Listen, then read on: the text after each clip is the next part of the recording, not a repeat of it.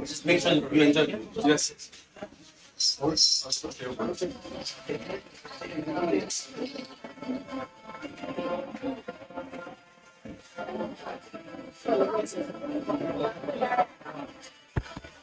Check. Hello, check.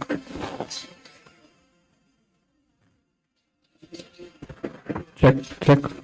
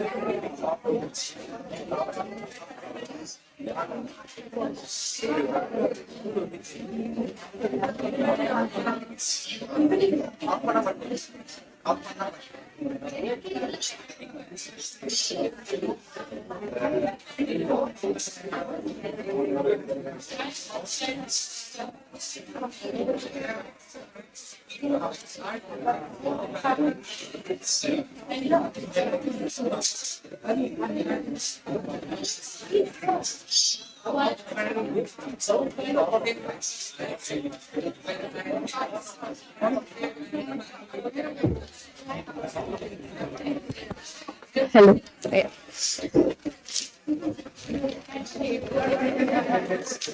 Good afternoon, everyone. Welcome to the second session of day one. Students have a beautiful way of bringing people together. Long before screens and busy schedules filled our lives, many of us grew up sitting beside our grandparents, listening to tales that carried us into magical forests, distant lands, and unforgettable adventures. Those moments were simple, but the stories stayed with us. That is the power of storytelling. A story can travel through time, pass from one voice to another, and quietly shape the way we see the world around us. Today, for a little while, let us return to that feeling. Our storyteller this evening, Mr. Vikram Sridhar, believes deeply in storytelling as a powerful medium for conversation and connection.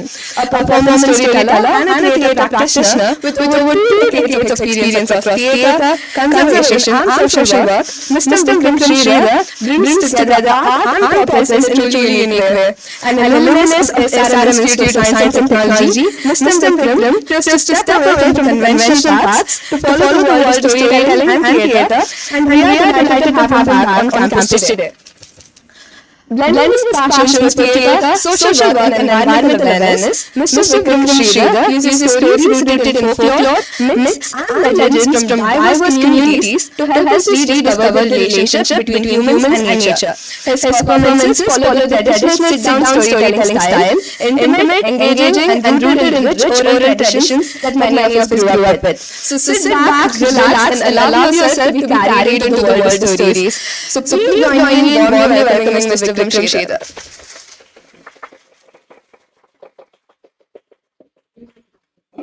You know sit down, but that's not telling so because some of you have 1 degree, some of you have 2 degrees, some phone. By mistake, I have 5 degrees. I did study in SRM. I studied in SRM college. When I go to in university. So I studied in that college, studied for 400. Now I am monitoring for 400. Now I will change the reason why I want to sit is my form is like that. I mean, I come from your world, mechanical, MBA, I have a lot of answer. I did 3 of your research festival, Bangalore festival, Mumbai festival, many others. But don't get me as a YouTube channel. I'm showing my photo to everybody. I didn't. So.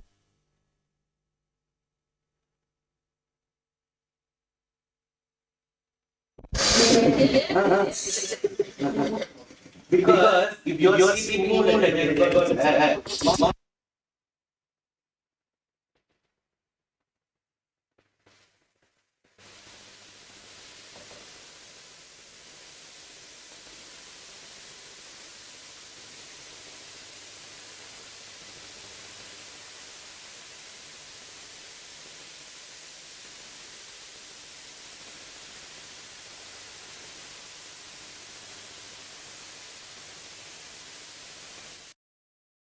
using a mic because I specialize in a form where I can go to the mic. Last week, UNESCO recognized the person intangible heritage.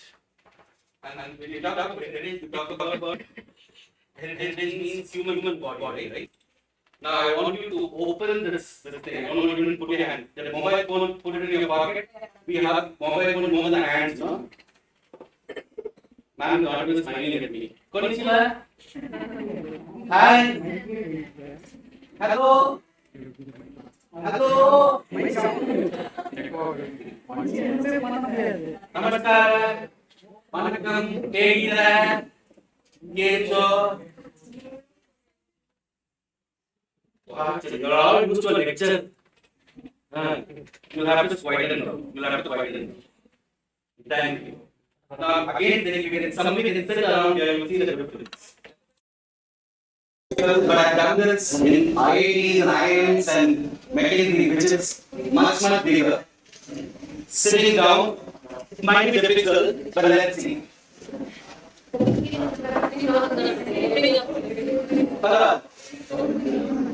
I stand up slowly, but see if we can come closer. Okay, as we start,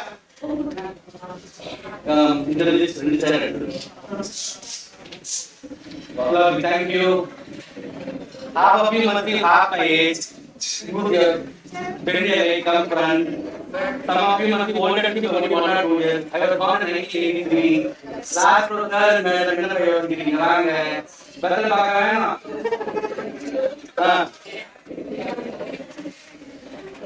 and for those who have any problem, I'm going to say don't mind, but use the first floor chair. Use the first floor, you sit there, sit here. Madam, come front at least, don't sit in second.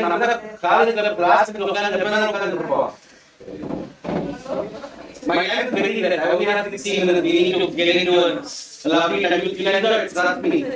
It's beautiful. Yeah, come a little closer. My form, so morning when you saw Mathematra, very close to the performer or apart from the performer? My form specializes in the audience, part of the performer. And after that, how do you see the performer? Close to your part from you. So that's what I believe in. And this is the oldest form. So come close, use the chair, come closer. I said come closer. It is another entity. All those answers are English, right? Yeah. Simple. I'm going to keep walking because the problem is as listener, great listeners, okay listeners. Really?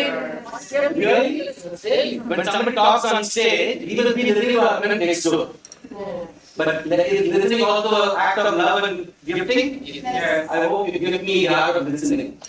As teachers, the research scholars today, you think that talking is more important, listening is more important because when you come on stage, your audience will listen. How often we listen to somebody who's coming talking to us? Yes, sir. For everything, I'm going to look at you because the day of the performance, I will talk to you like man sitting in the last upward face. Communicate not through the mouth, not through the eyes. Yes or no? Yes. Through the body. Yes or no? It's also through the face, like saying man is not looking at man, looking at somebody who else. Hello, man. What's the first vowel in Tamil? What's the first vowel in Tamil? What's the first vowel in Tamil? English. That is the way we learn English. What is the Scottish, British way of what's the sound of English? First vowel in Telugu. First vowel. Malayalam. Come back. Gujarati. Marathi. So Hindi is Tamil is is the vowels in Hindi and Tamil different? No. But we differentiate Hindi and Tamil so much, no? Take a deep breath. Say a.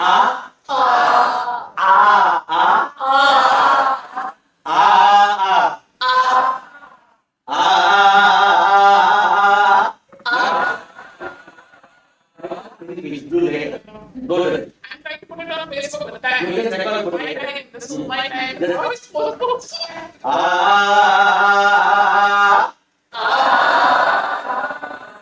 I've gone to Malaysia, Japan, everywhere. We can open the mouth and say right? Yeah. All the languages open the mouth. Korea, what is the word for mother? Amma. Because easily Netflix release the word goes to Korea and come back. Watch the next tomorrow. Take a deep breath.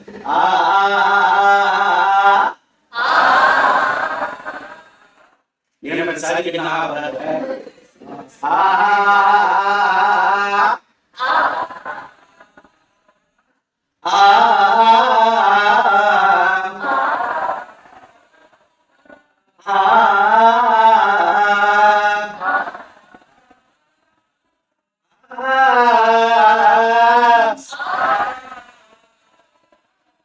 I was getting active in India, so the laughter was the brain. So open the mouth.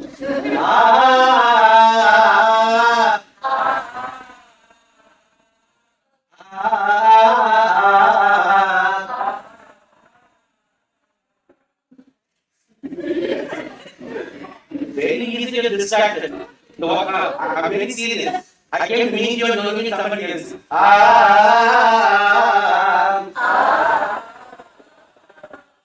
Yeah,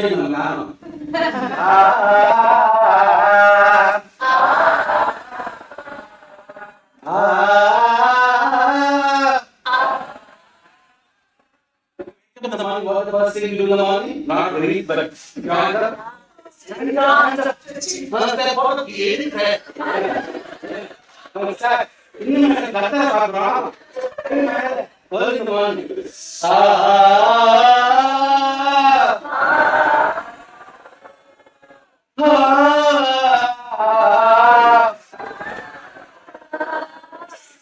after that, we go to the next one. What do we do?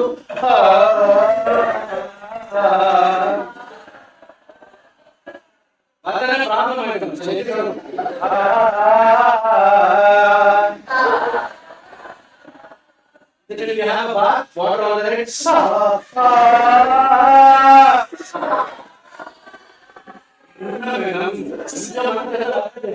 Because that's the power of this thing. You're not communicating with each other, right?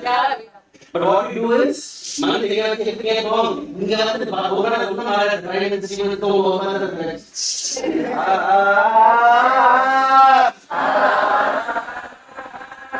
Once upon a time. Oh, we are not English department, we are Japanese department.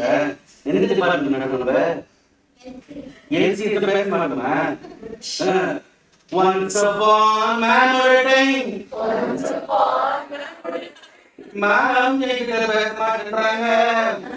La la la la la la. ஒரே ஒரு ஊரில ಒಂದೇ ಒಂದು ಕಾಲದಲ್ಲಿ ನಾನ್ mobile communication ஒரೇ ஒரு ஊரில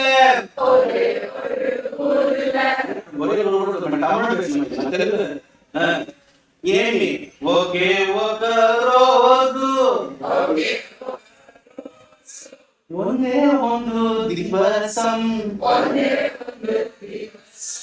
एक समय की ये गाँव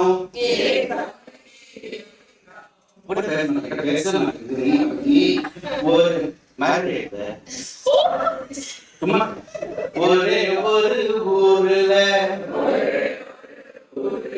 தெரிய சும்மா பலாடுவாங்க சரி ஆங்கில கூட ரேப் பண்ணீங்கன்னா வரட்டும் communication is such a difficult language. Same word in one language means something in another language. Yes or no? நீங்க வந்து friend ஒரு ஆண் friend எப்படி கூப்பிடுவோம்? வாடான்னு கூப்பிடுவோம். என்ன கூப்பிடுங்க வாடான்னு சொல்லுங்க. வாடா இல்ல வாடா. வாடா means masal vade. The same word go to Gujarat means house. And that is how our language is. Say. Some of us are here because you've been asked to sit here out of compulsion. This is interesting. Exactly, no? LSC stands for language. Language culture. I mean, once upon a time, language, because only English is not the language, right? Because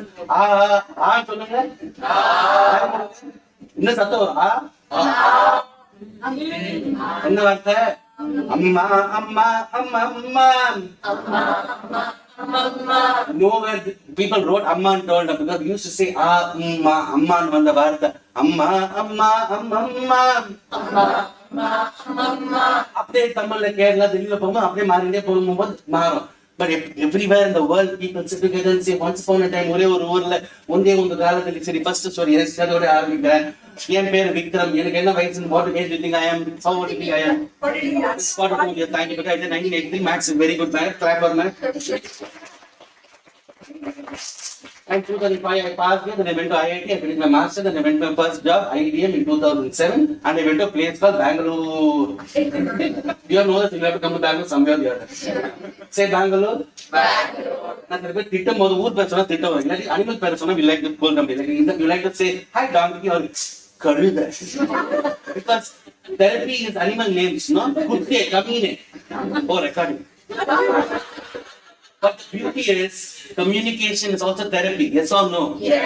If it means something, but the moment you scold somebody, how many people feel better? Much. It's very important because you're letting out your energy. The moment you hold in, you're going to feel, and one of they say the biggest way to feel lighter is to use sound and let it out. If you hold it in, headache, it will even go to as much as diseases as dementia and many other things. So, and in the 2000s and 2011 came two apps that there in our phone where head of us also is Bangalore. Which app do we use for commuting? Commutation. Uber. Rapidos now. That time there's no app. Ola is Indian company, foreign company. Indian company, but the name Ola stands is which language? Indian company, but Spanish. Come to that. And 2011, Ola and Uber came up with an update to the app called Uber Pool and Ola Share. Some of you will shake your head, understand what the feeling is. They said you can make more friends. Everybody thought. So one day, I got into the car, I ordered an Uber Pool, got into the car, and phone, keep the phone, have your hand. Because today you have phone more than the hand. Yes or no? Yes. What a lovely device this is, no? Yeah. It takes care of everything. It takes care of touching us, feeding us, wiping us, writing. But how often you say tag it to your hand? Isn't this a communicating device? And come back. So I got into the car. Imagine a Bangalore car. I get into the back side. What do you think the normal Bangalore driver's name would be? Bopanna. Bopanna. Let's say Bopanna. Any other word? Manjuna. Manjunath Bopanna. And Manjunath Bopanna was the driver. How do you know his name? His name is Bopanna. Bopanna. Manjunath is going to pick me up in 2 minutes. He picked me up and I said, smile at him in the mirror. How many of you smile at the person who picks you up? No. But the person who doesn't treat you well, we complain. But how often have we said thank you to the person who helped us to reach a destination? Not more of complaining, or more of gratitude. But how often do we gratitude and then we put a post in it? You know what, today I had a great journey with Bopanna, we put from here and there. Nobody posts. The moment Bopanna tells something, we put that as a big post. Sir, and you remember the train master who takes us? You remember the flight pilot who takes us? Even when they don't fly properly, what will happen to our life? And once Bopanna is driving the car, I sit in the back side, left side, because all of us have a favorite seat in the car, no? Yes. Front seat or back seat, left side I sit, and after 5 minutes the mobile beeps. And it says your match has to be found. Thinking, this is why you have to be asleep. And that's exactly the word it was. It said the match is being found. It also said the name of the match. It said the match is Bhagyi. And the Bhagyi is going to be your match in 5 minutes. Bhagyi Lakshmi. What language will Bhagyi Lakshmi speak? Tamil speaking Bhagyi Lakshmi, Telugu speaking Bhagyi Lakshmi. Short hair or long hair? Long hair Bhagyi Lakshmi. Empty hair or something on the hair? Something on the What is flowers? Malli. Mogra, jasmine. Can you spell the jasmine? Take a deep breath. Real jasmine, not the break. Full long hair Bhagyi Lakshmi. Jasmine Bhagyi Lakshmi is going to be my match, not my match because he's my, not yours. Telugu speaking, Tamil speaking Bhagyi Lakshmi is going to be my match. And what, sari or salwar? Sari wearing Bhagyi Lakshmi. What color sari? White. Okay, what color? So reddish green sari. Blouse, sleeveless. What color? What color blouse? What full blouse? What color? Red, green color sari, red color blouse. And chappal or sandal, what will she wear? Slipper wearing Bhagyi Lakshmi, long hair Bhagyi Lakshmi, Mallige Bhagyi Lakshmi, long hair Bhagyi Lakshmi, green sari, red blouse Bhagyi Lakshmi, Telugu Tamil speaking Bhagyi Lakshmi. What job will Bhagyi Lakshmi do in Bangalore? IT. In the IT also, what Python Cobra or manager? Manager, also anyway, giving a promotion. Thank you. And IT manager back in election. It's going to be match in 5 minutes, 10 minutes. 10 minutes happened, and I get a phone call. I speak in what language? Tamil. And I speak in that language, and she gets into the front seat. That essentially I also did. I open a mandala, look into the mirror, and smile at me. Boys see women without their permission. Why do you think? Why I'm making myself younger? So she gets in the front seat. She had her own favorite seat. I got in the back seat. And where's that? Actually, madam, they won't come to listen to me. No problem. It's emotion. Always emotion. And she gets a phone call and she speaks on the phone. And I finish speaking my phone. And she finished speaking her phone. And she now talks to me. Hi, Vikram. How does she know my name? Man is googling what is match. Phones off. That's the easiest thing to get distracted in today's era. You can go back to a phone, but look at me. I am your YouTube. Nothing is going to change. It's difficult. Is anything going to change in the next few minutes? Hold on. Teacher's attention is less, but we say children's attention is less. Come back. And now I asked her, Bhagya Lakshmi, your name is Bhagya Lakshmi, why are you speaking in Bengali? She looked into the mirror, I could see her eyes. And she said, this is not Bangla, this is Odia.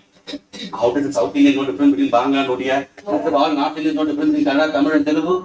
Everyone is Siddhapati, Tangri, put together only, no? I know that is not a problem, but why is it Bhagya Lakshmi, but you're Odia? And for that she told me a story. And that starts with? How old do you think Bhagya Lakshmi was? 25. So long ago, 25 years back, there was a. Before that, no, there was a.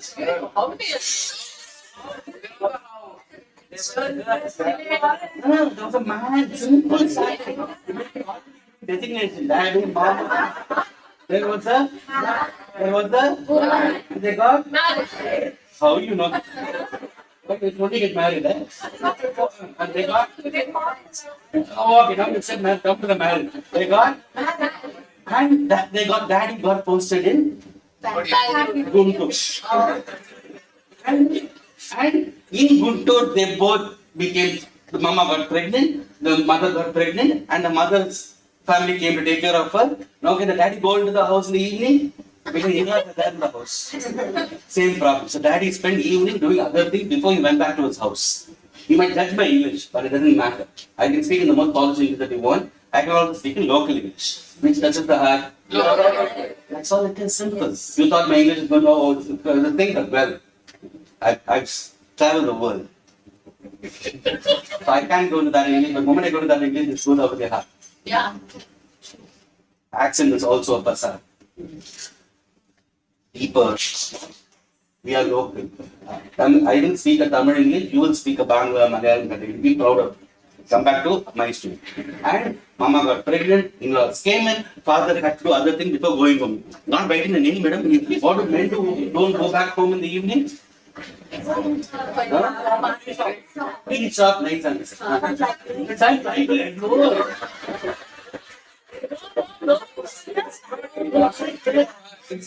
I love this answer. Very, very literary answer that you're giving. Every time I ask, first answer will be something else. Library, peace, or what else? Friends. Friendship is not wrong. Isn't friendship the biggest mental health in a country like India?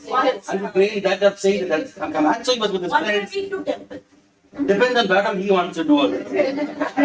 But he was very interested in investing for the future of the child. Remember, 2011, 25 years back, what is a pastor's return on investment in India? Empty. That is also going to open up in one day. Faster than that. Huh? Gold and fast, gold also can do faster. Village is very slow. No. We cut. Come back. Go on. Lottery. You said that.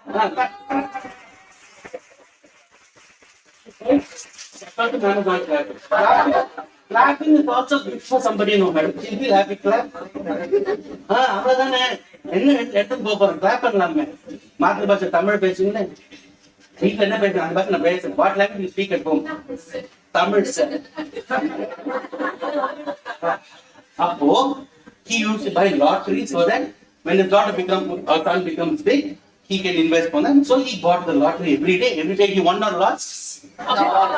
Loss is a part of our life. Yes. Winning is rare.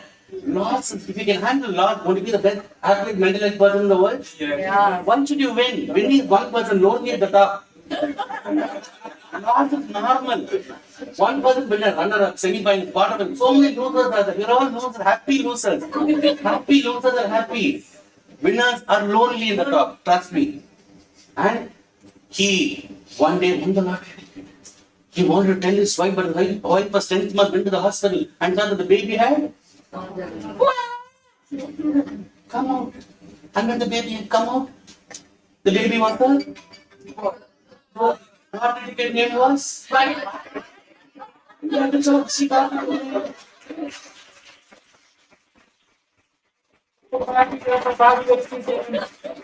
And I asked her, how much did Papa win?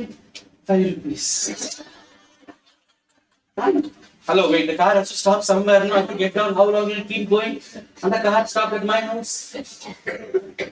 I got down. She also got down. I could see her eye to eye because now she said, "Hi, Vikram, lovely to meet you." But she was not wearing a sari, she was wearing a black dress. A dress in English doesn't mean shirt or pant, it means a dress. You know what I'm talking about? Yes.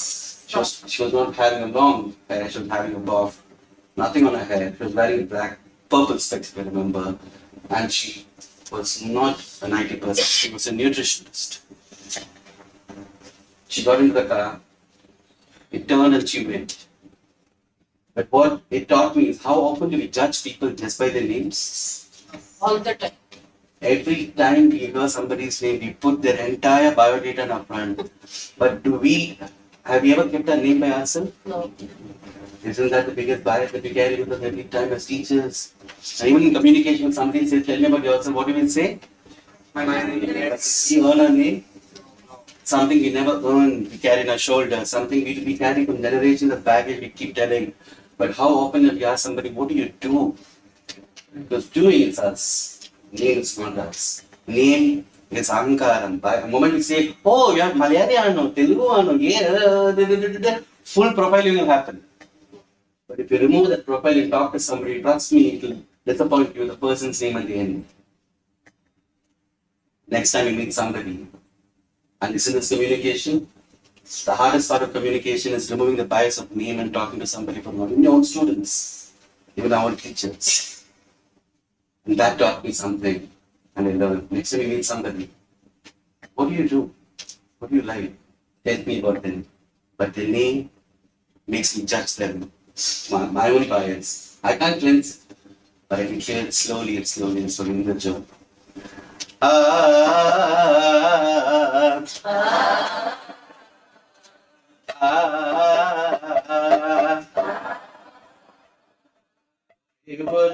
ஊர்ல வந்தே ಒಂದು ಕಾಲದಲ್ಲಿ once upon a time there was the oldest profession in the world. What is the oldest profession in the world? Very modern. No. Parenting is a job. It only come today. Okay, I'll give you a clue. When you go to a museum, you'll see references of this. Painting. References. Right. Podcast. Potter. You've learned, see, you out of syllabus. And Potter, what is Potter called in Tamil? Telugu. Any other language? Malayalam? Lovely. In Hindi, any other language? Gada. Kumba. Okay, in Kannada. In Japanese, any other language? Do anybody speak any other language quickly? Odia. Gada. Huh? Lovely. Can you imagine a pot? Yeah. Yes. Can you imagine a potter? Yeah. Yes. A potter will be how tall? One moment say potter, who comes to your mind? Man or woman? Again, another bias. Which is the most beautiful bird in India? Peacock. Peacock is a boy or a girl? Who's the female? Female is not beautiful? No. Again, beauty is eye of the. Now tell me, as women, peahen is also not beautiful, or Amma, she wants to become a child of her neck, the male has to showcase its ability. Now tell me who's beautiful, the mother or the father? Both. You got a father and mother. As simple as why do you see one is good? That's depending on the need. Come back to a story. Huh? You asked. There's no answer. I'm a storyteller. Storyteller's job is to confuse you. Historian's job is to give you answers. Literally, you have to give answers. I don't have to give answers. Once upon a time, ஊர்ல start ஊர்ல ஒரு potter. அந்த potter that's something everybody has to understand. Morning around all of us and the potter used to make pots. Used to make money out of pots. To take pots to the his entire living came out of making pots. Every day he used to make, let's say, how many pots can he make? 10, let's say 10 pots. And the pots had the most magnificent animal in the world. Who said that? A donkey. And a donkey was there, and it was a she donkey. Give the donkey and the she donkey a name.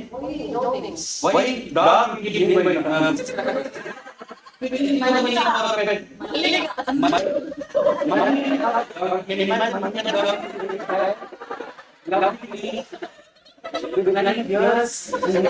donkey was the assistant of a pot.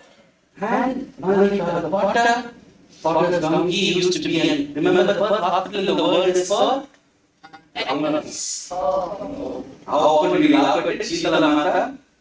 Adla Bhai is there. He got the gold, but donkey people laugh. What was that people? In nature, we laugh, we give animals.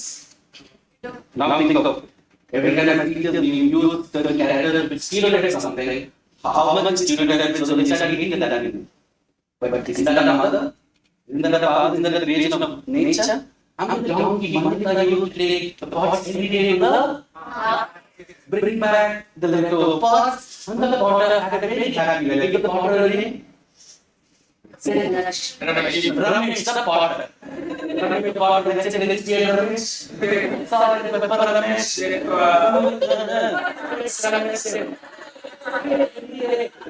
What beautiful sound the Manga used to make? What sound the Manga make? Take a deep breath. Have you some word with it? Say from Amazon, in fact, donkey sound. Fantastic. And how do we know donkey? How many people Panchanandra? You believe this is a literary piece? Fifth chapter of Panchanandra says donkey is the one who knows all the musical scales of the world. The donkey is a lecture of Sari, Dama, Parani. And the fox says you might know the music, but you should know when to sing. It's not about your knowledge. And if someone is talking over there, that's what I'm practicing now. Please, madam, hello. And it says the donkey, you may not have knowledge, can you use the knowledge very well? And that's what the Panchanandra says. The donkey is the most knowledgeable person who knows all the skills. He knows all the skills, but when you go to the farm and say, hi! Come back to our story. And Malika, madam. And Malika was always with our Ramesh. But Malika wanted to be with Ramesh or keep Ramesh. So Malika one day reached the age of that only, or probability. And will she get attracted to Ramesh or he donkey in the other village? Nature, no? And isn't that like why do somebody get the forest, take pictures, the forest will do too. And Malika gets attracted and moves to the other village, not the Google map, but by the, and that's power of the human body. Do any animal with Google map? What about fantastic creatures? No, he is the one who needs Google map to go from one department to another department. Now, when she went away to meet her, that with Ramesh, he was sad. My Malika. I every day I give breakfast to Malika, lunch to Malika, dinner to Malika also, madam. And I used to give bath to Malika, madam. Madam, understand my English?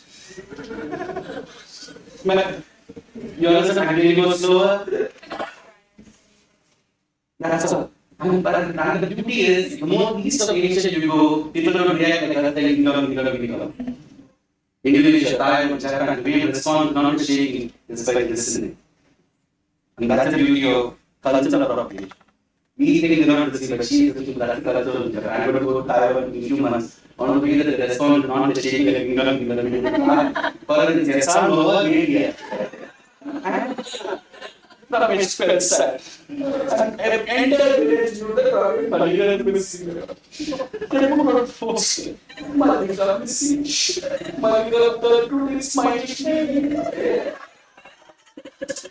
And every village will also have a water body. Because when farming comes from a water body, what will be another same water body generally? Another thing there was forest. The forest had donkey? No. Monkey? No. Forest. And which is the animal which is in all the forests in India? The sun. In India, the sun. I get it in Hindi as a what? That is called Bengal. Bengal is not cultural language.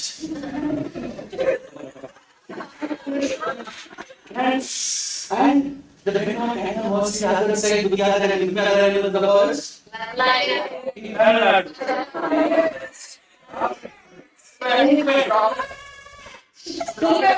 In the forest. Clear. B-E-R-E-R means a vanilla. Beautiful bird. What is the child sleeping called? Kidnap.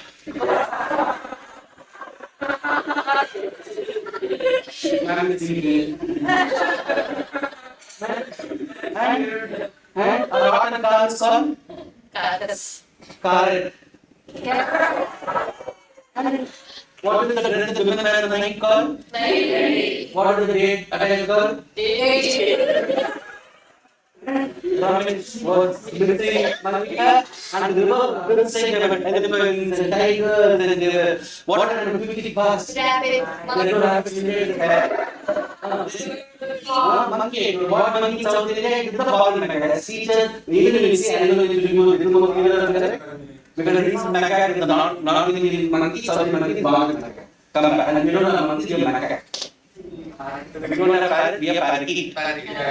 Not hen or peacock, peafowl. How many times say peafowl in the class, not peacock? The moment they peacock, but peafowl, we go back to that. There were tigers, there were without WhatsApp and mobile phone. Happy time together. And once in a year, the forest is very barren which month? And the animals have come to the water. Tiger also needs water. Is water only for one person to drink? Is water only for human beings? No. Today we say water for animals around the city? Yes. If you are doing other people come already saying that.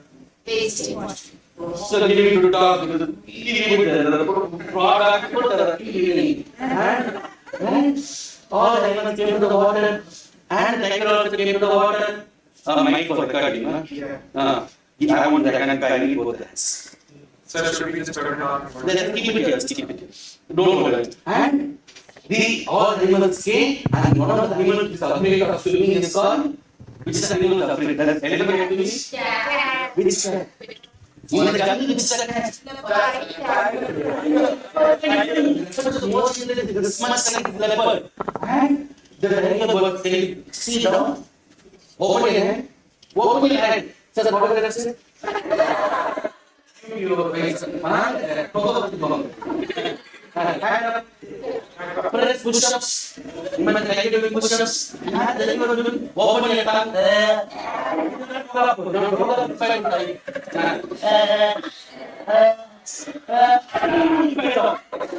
And we all say water we do swimming by poaching by. Oh, this is called breaststroke. Something pass. Something pass. Fine. The tiger reached back to the door and was very happy. And it is a funny language, short spelling. Who has what the word? Liquid. Every time you remove one word, one character in English means something else. What is the country that starts with S in Europe? Sweden. Smaller word? Sweden. Spain. What a lucky people children, no? Play, we didn't know all the more words. And the tiger. Take a deep breath. And it's let go. And but the only problem was it didn't come to its side. It comes to the other side. Now the entire village knew that there was a. Now everybody started having.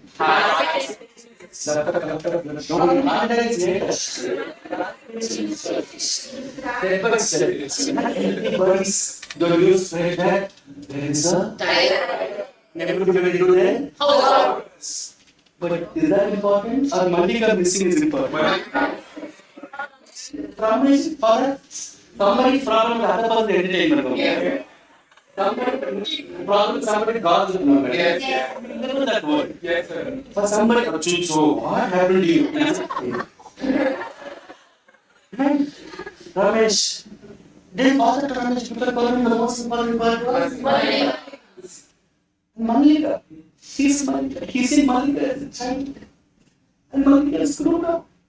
And Malika, they don't come for breakfast, lunch, dinner, whole children. She might be meat. And but I didn't breakfast so many. Because I didn't think, oh dear, the deer is the mummy and daddy, so I should not eat it. Everybody do this. That is how nature is. There is no partiality in real life. We are brutal. And that's how even literature is. The work of literature is to tell us that life is not so cozy. There is no happily ever after. In Indian folklore, there is nothing happily ever after. What is that word? It is sad. If you can, you live. If not, you perish. Says Indian folklore from Bengal, Rajasthan, Tamil Nadu, Karnataka, Kiranaran, Kira. One of the biggest folklores in Tamil Nadu. Whose book is 1,500 pages. You read it, you read 2 words. And, oh, come back. Will you tiger also a name, madam? Give the tiger a name. Oh, Shah Rukh Khan.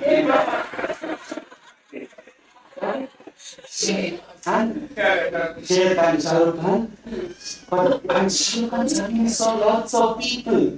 And you tigers love people? Yes. Only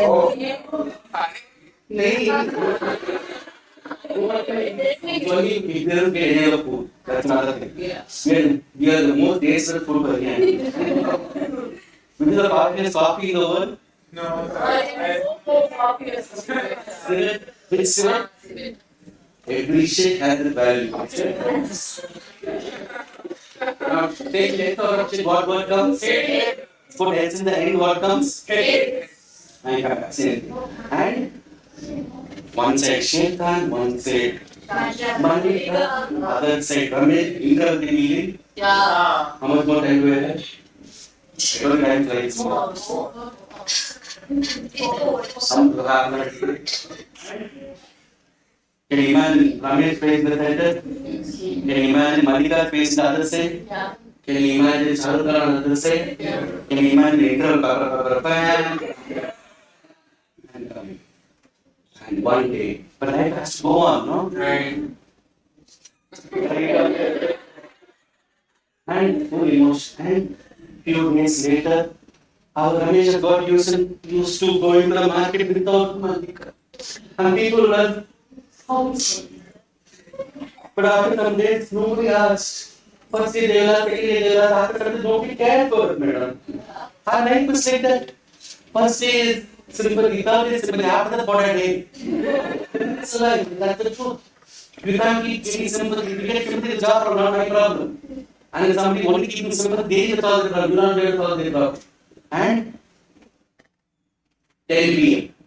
200 years back, 100 years back, tube light or no light? No. And bathroom inside house, outside house. Again, touch it up. Bathroom, restroom, toilet, all for the same thing. Do you take rest in the restroom? No. Do you take bath? Class hours. During class hours, we take rest in the restroom and we take this classroom, the restroom, stay there. The restroom to the classroom. But those were times when the room was inside the house, outside the house. And now 11 o'clock in the night.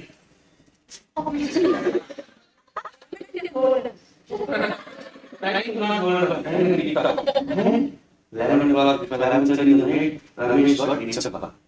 Now she'll be in the house or go to the washroom. And those days, did we see light or did we feel the darkness? Remember times when we can't walk in darkness with the eyes closed, the moonlight coming in? Yeah. Then we can't do that. And they say dopamine and cortisol are reducing because we don't let anxiety into our body. You've lost the art of anxiety. There's a certain habit that happens in darkness when we walk. But today we switch on the light. There was the dopamine. That's why some of the students are in relation. Look at other things to trigger it. Because we lost darkness, we lost curiosity, we have lost many other feelings in our life, and we need to do it for other people. Come back. And Ramesh, 11 o'clock in the night. No, we didn't have to. You didn't have to.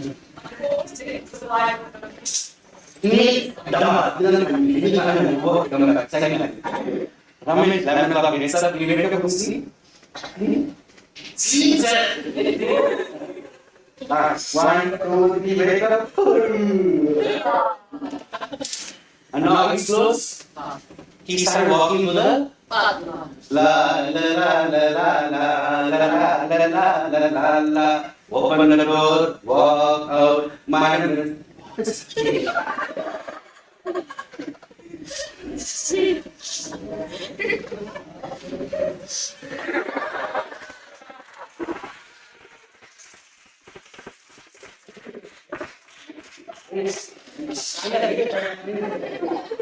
No, there are reasons. I told you, I'm not a YouTube channel. Different human doing it. It's okay. Me, I'm not come back. And Ramesh walk out. Open the door first. Open. Walk. Feel the bathroom. How many people feel the door of your house? Can you smell all the stuff? What do we have? You will smell or do you only see all the time? Smell. Do I find babies by Google Map or smell? But can humans do that? No. How can we change babies and mother find the baby? No. But we used to do that by tooth generation, but the smell is gone away. Sound, everything. Sound, visual is there. So only through sound and visual. But what are the smell? About touch. Can you touch somebody? It's only animal with their dress.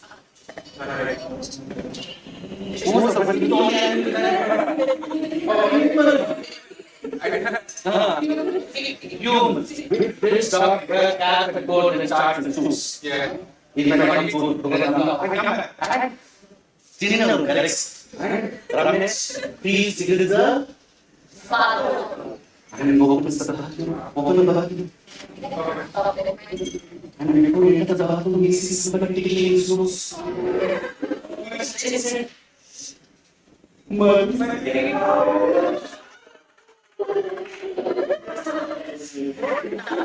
So happy because it has money everywhere. It has money all over the place. Now we finish the duty of Goga getting money. Now what money?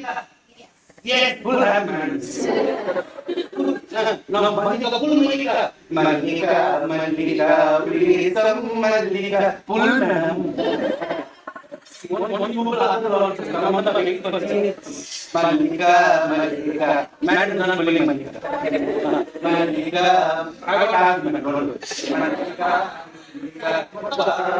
Malika, he pulls and puts Malika in the house and feeds her full. What Malika get for dinner? Okay, what is taste spelling? P-A-Y? Every word goes from, what is the meaning of gay or something like that. Happy. Today we use that word. And pay, hey. And put the imagine, hey, one word, hey. Hey. Give Monica. Hey, function Monica. Now we go back to the restroom or sleeping. 2 o'clock, 3 o'clock, 4 o'clock happened, 5 o'clock happened, 6 o'clock me. Malika has come. Get it? And he goes outside. But you see the entire village outside waiting for him. And you see the all going to see Malika. The village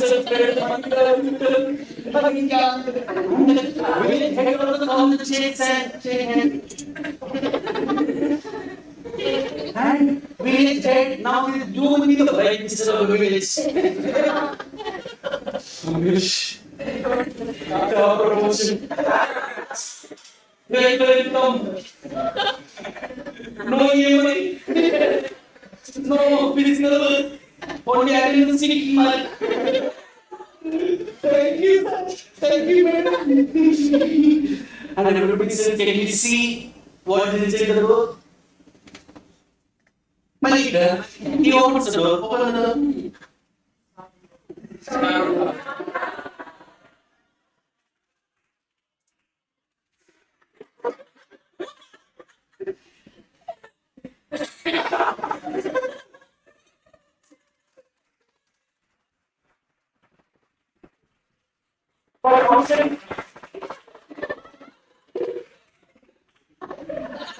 Inside.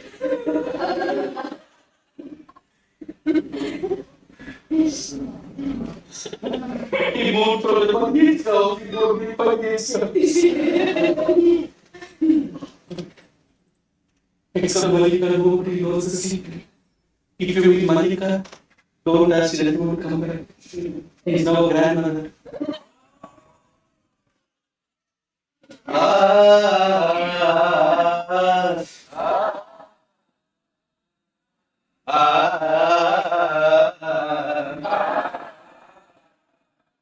A lot of times in life, our internal emotion will not be the same as the external emotion. But you have to play the role because nobody else understands you internally. Or how does it matter if you're sad? How does it matter if you're happy? But outside it's a facade. You will also put a facade when you come to work. Yes. And that's like, you did the role, but it's really fun. How about good and bad? Animal story, human story, quickly. Humans. My name is?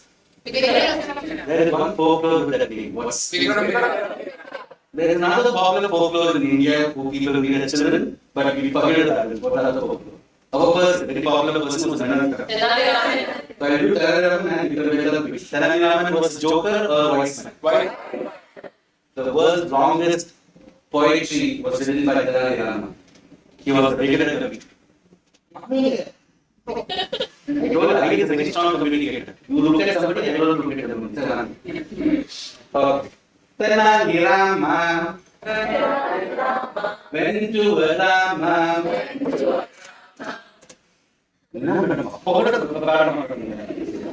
Tenali Rama, went to Rama. Without his pajama, came his mama.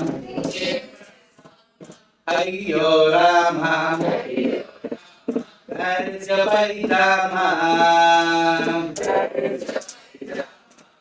Ayyo mama, modern shorts, pajama old fashioned.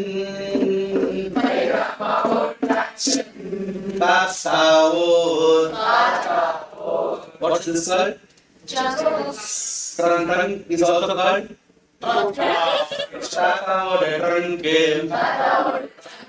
Modern shorts. Yes or no? And now it's unisex also. Today starts with UNICEF, today box with UNICEF, today those in inner now become outer. Tanariyama was Tanariyan, he was a happy person or naughty person? How many of you are naughty? Very important because naughty is life. I love that. Naughty is the most, don't forget to be naughty because otherwise you are dead. Naughty and nice is more naughty, hurting is different. But being naughty and don't look at child quality in you because naughty is such a beautiful character of a human being. Because I have to wipe the short becomes heavy, I have to become a child. Naughty is such a beautiful thing that brings it back. Tanajama used to make everybody laugh like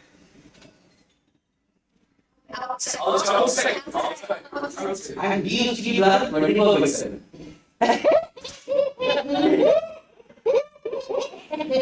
Cell, you know there are two holes, cell. But the teeth is looking like teeth, madam. But your teeth is inside the mouth, madam. What is this called? What is this called? Where is the nose? Here, no? Here. And say, sir, nice watch. What brand is it? Ask, you will pass it. Pass the watch. Even question people make them think calls. And do people like that quality? People want it to be? See all the elders who didn't like somebody being happy. If somebody is happy, will you be very happy? Yes. That is philosophy. Philosophy as well. Indian philosophy deals with all philosophy. Happiness is going. If somebody is happy, will have peace. And all the others got it in it.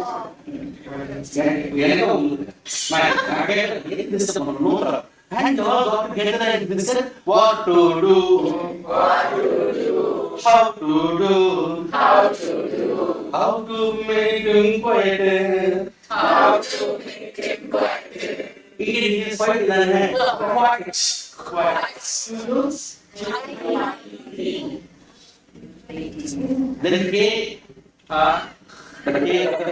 K, Q, C, they say, oh, what you are being quiet is ask them to pray. PR? And the way to pray high. If you pray quietly to the most angriest gods, like how morning we are talking about how many different gods are there. Angry God, give me angry God. Pray Bhadragali for one day, he will give you 100. Oh, he cash. What time should I start praying? You will come at 8 p.m. And as per the time, started praying. And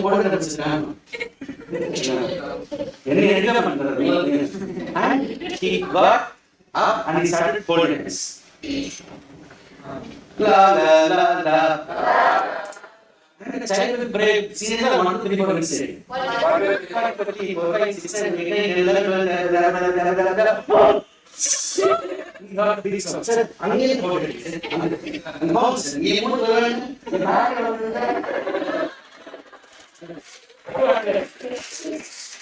The idea is, for another to enjoy the session, for everyone to enjoy different angles, right? So, how to prepare that? Jay, how many viewers waiting for this? Welcome to the gallery. Sometimes we forget the people there, because next time somebody comes there with hard, happy. Happy. Me. Again. And Bhadragali was smiling face or angry face? So angry face, madam.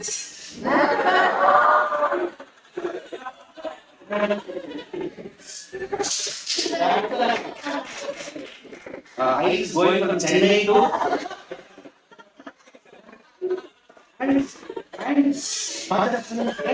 and Will you have serious face or smiling when you see somebody angry face?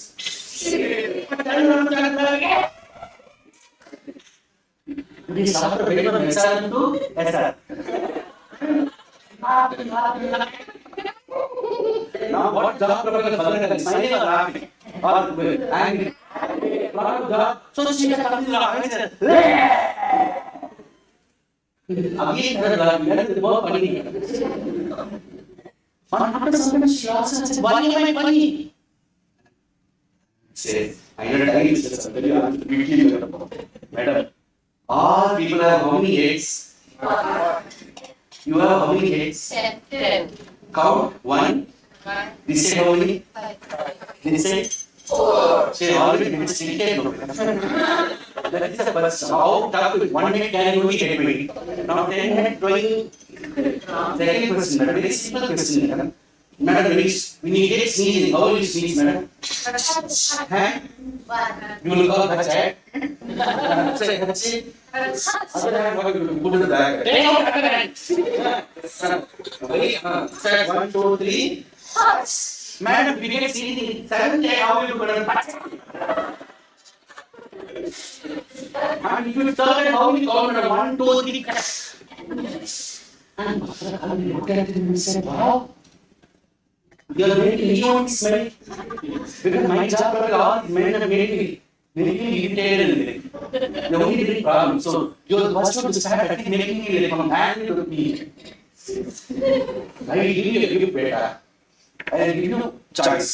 One choice is lots of money. You get a cheap hotel, you know. How much money do you want? 1 crore.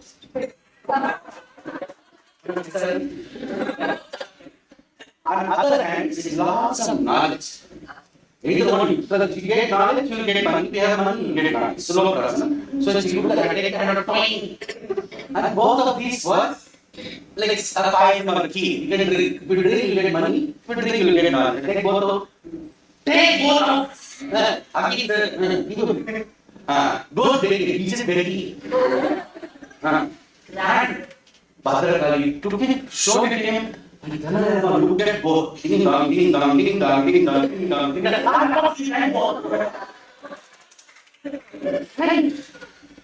Man got more anxiety and irritated. Why?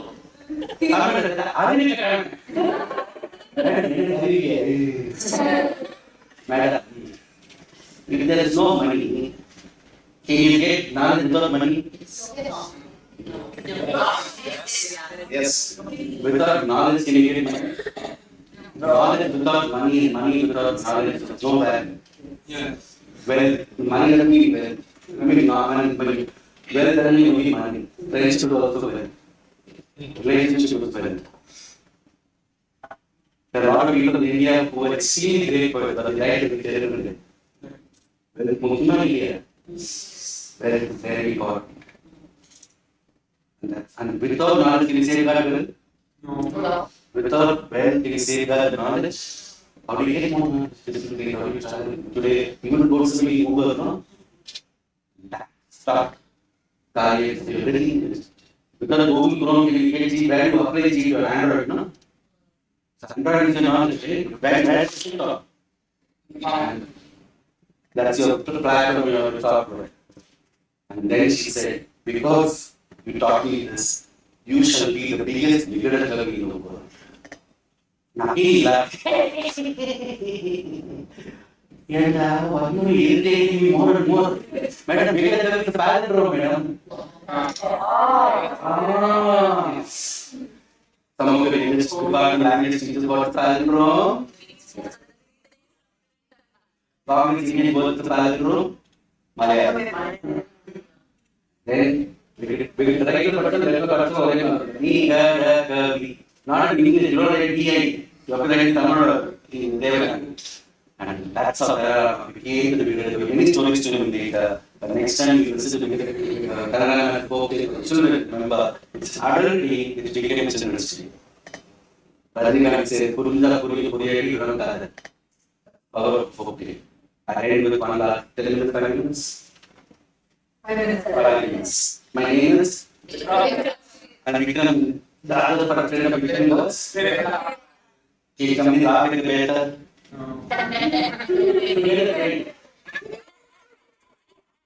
Remember your school principal. But someone just do your and take a deep breath. Just laugh your own name.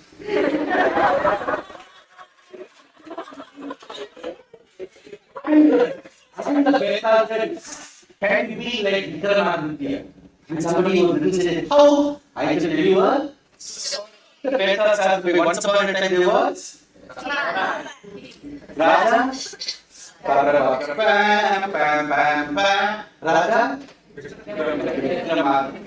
And the Raja Vikramaditya is one king of many kings. No. Vikramaditya was like given to any king who was completely for the people of the land. Vikramaditya is a guna. So there are many kings and queens who are called Vikramaditya. And Vikramaditya means nobody in the land is sad. Nobody in the land is poor. And even one bird in the land is tired or angry. Will Raja sleep? No. That was the quality of Raja Vikramaditya. Because he made sure that everybody was satisfied in the land. And one day, he was sitting on his throne. If the Raja is sitting on the throne, where the Rani sit? This side. I go see the Rani of India. What's the rule of a king called? The area of a king? Kingdom. What is the area of a queen called? You just have to change a lot. As women, you have a lot of rule. You have to change. The area of a king is called queen. But then queen of part of vocabulary. What gender bias is the queen didn't rule because the king ruled, the queen was also ruling. Yes. The king went to war, the queen ruled more than the king. Yes. Because the queens took care of people, kings took care of territory and war. And the Rani said, you go solve the problem, there is some problem. And the Raja said, let me try. And the Raja asked, what is the problem? And the minister came and said, minister, come. And minister had a sad face. Sad face.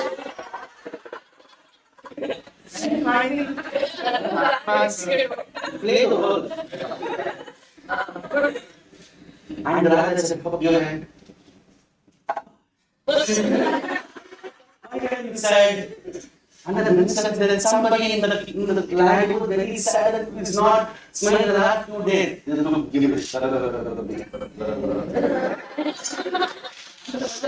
Who is that? And he said, I will go and show you. And Raja and the minister will go in a car, Uber or chariot. In the middle of the night. They went to this city. The number of films they go to the stage and then they want more than cheap. And the minister of this city have a ministry attached to the idea. That's all. See, 2.0. It was went and it was the house of a painter, a visual artist, like a man. And they went to the man sacrifice. And painter, the visual artist, no. Say hi. Hi. Sad. And the Raja said, why did you say? She said, I have not sold this painting for a long time. And the Raja saw the painting, the painting was this. Will you buy the painting? But Raja, will you see the painting? Buy the painting. Minister said, go buy the painting. How much will you pay for? 20 years. You are not this man. And buy it, go take the painting. Come back. They will pay later. The Raja put it and kept it in his bedroom. Everywhere else, people will say, look. So, Raja woke up seeing the slept seeing the brushed seeing the what day is it today? Tomorrow? Tomorrow? Yesterday? Tomorrow is yesterday? Today is yesterday, tomorrow is yesterday? And the Raja Tuesday went, after Tuesday, Madam also went. Past Tuesday back?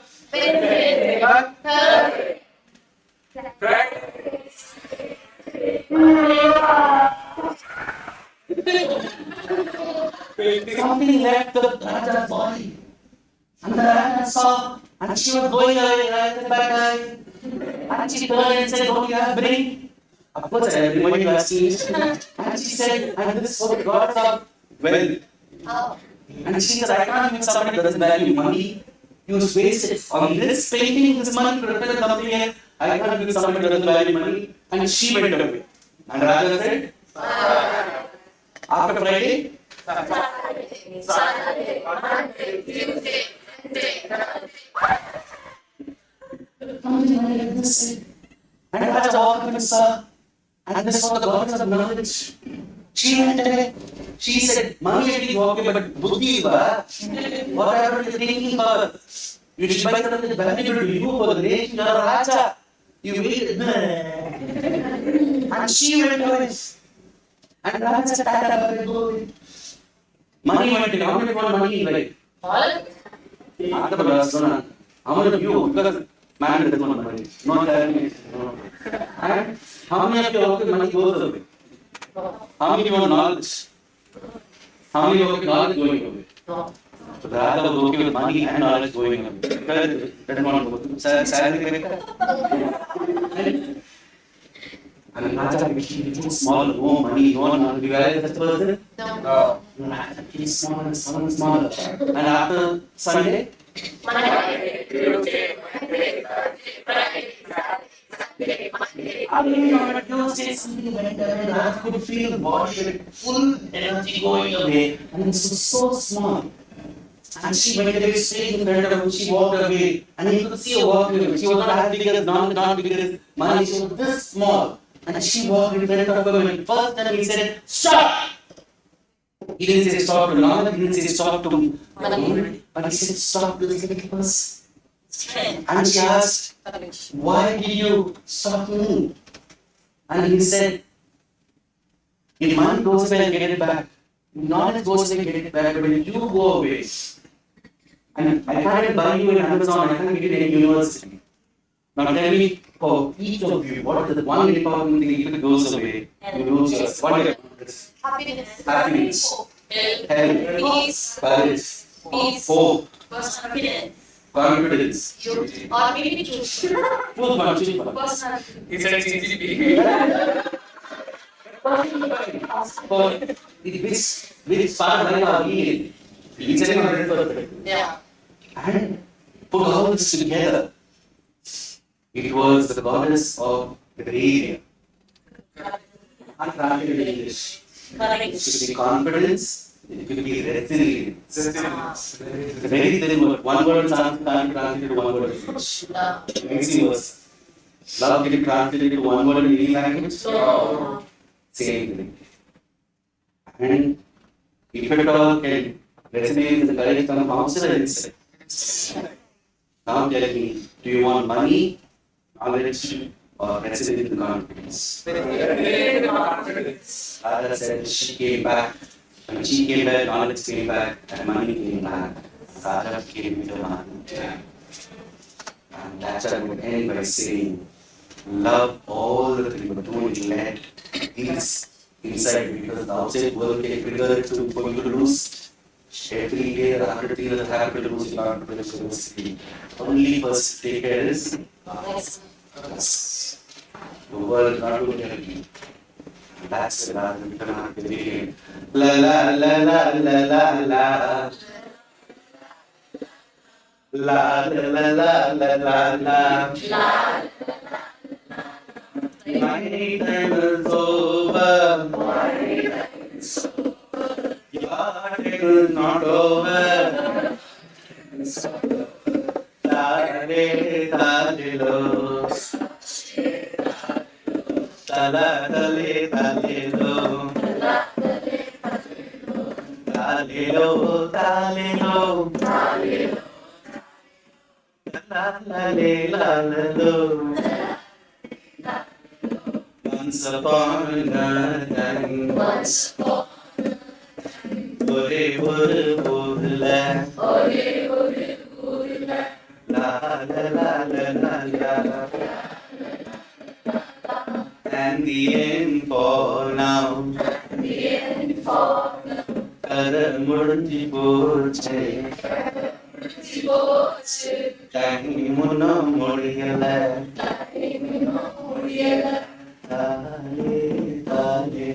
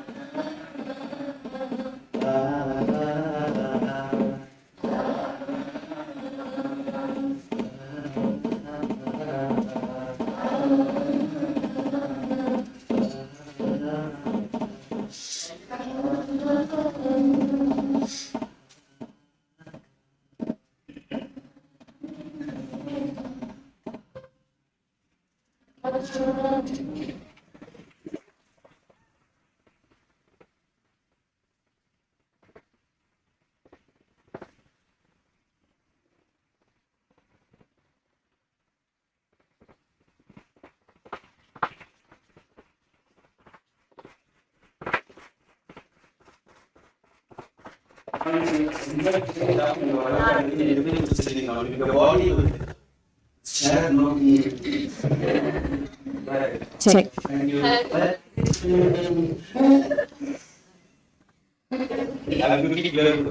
That was truly a captivating and mesmerizing experience. I would like to extend a heartfelt thanks to Mr. Vikram Sridhar sir for the truly engaging and fun-filled storytelling session. This afternoon, he has reminded us of the timeless magic of stories and the unique way they bring imagination, culture, and tradition alive before us. Thank you, sir, for taking us on such a memorable journey through your stories.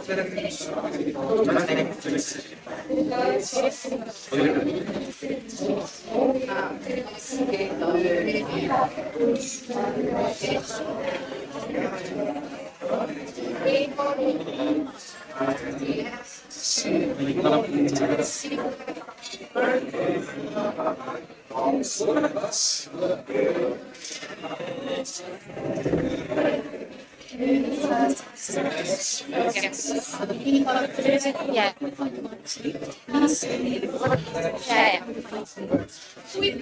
Actually asked to announce a quick tea break. So she's doing it. Oh, yeah. Now we'll have a quick 10 minutes break, a snacks break. So please feel free to come back. A quick 5 minutes break. Please feel free to come back to the room for the next session. So snacks is waiting for you outside. Please have. I request everybody to have. And please come back after having snacks. Thank you.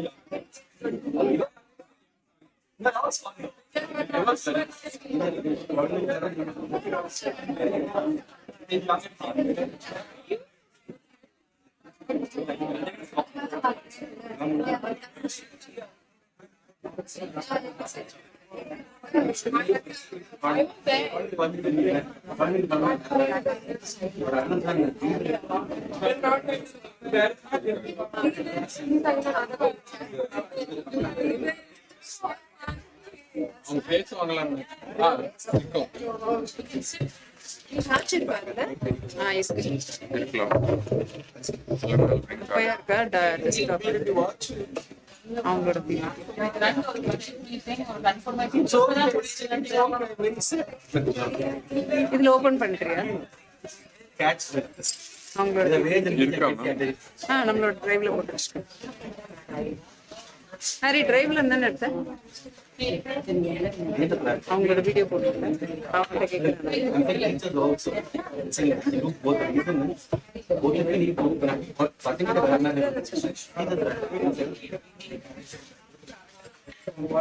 என்ன ma'am பார்க்கல சொல்றேன் இதானா அது சரி அவன் video எங்கன்னு கேட்குறான். Prove பண்ணிட்ட மாமாவோட வீடியோ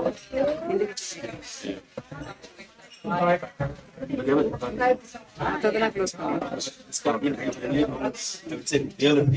இருக்கான்னு பார்க்குறியா? Malaysia. This is the party company. So this is the outline. What is happening?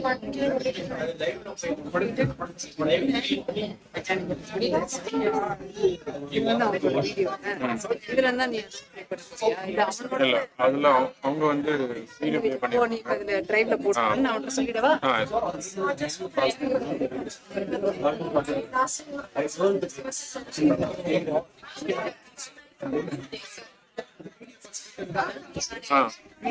Video for ஸ்பீக்கர்ஸ்ல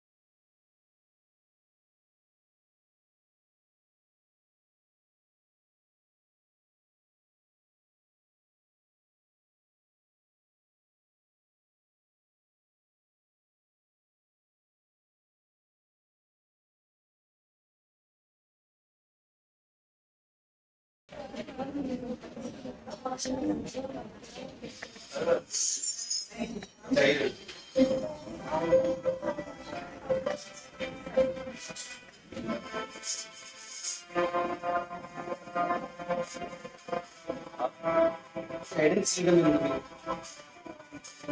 Hi. Did you see where the witness?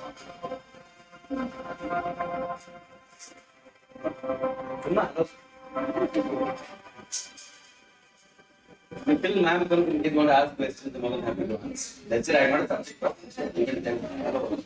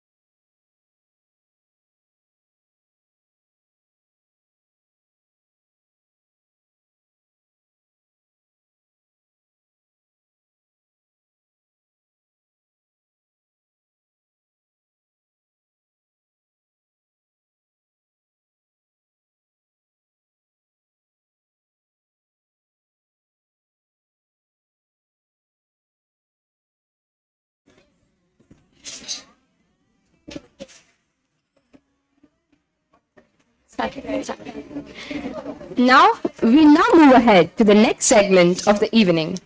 It is our privilege to welcome Dr. Ruth Vanita, a distinguished author.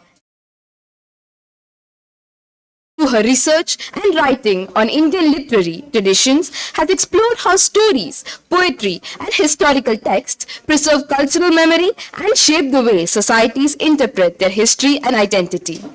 Dr. Vanita began her career as a professor of English at the University of Delhi and later taught at the University of Montana. She co-founded and co-edited Manushi, one of India's pioneering feminist journals, which has contributed significantly to discussions on women's rights and social reform. Her recent book, On the Edge, 100 Years of Hindi Fiction on Same-Sex Desire, received the Ladli Award for Gender Sensitivity in 2024 for its powerful exploration of representation and identity in Hindi literature.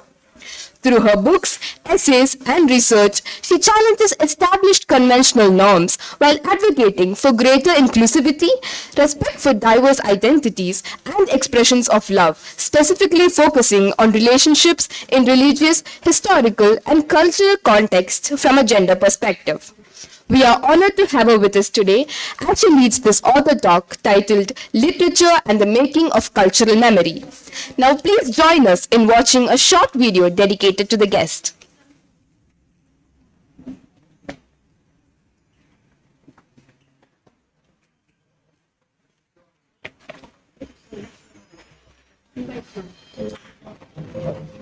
Ladies and gentlemen, please join me in warmly welcoming Dr. Ruth Vanita for a thought-provoking session.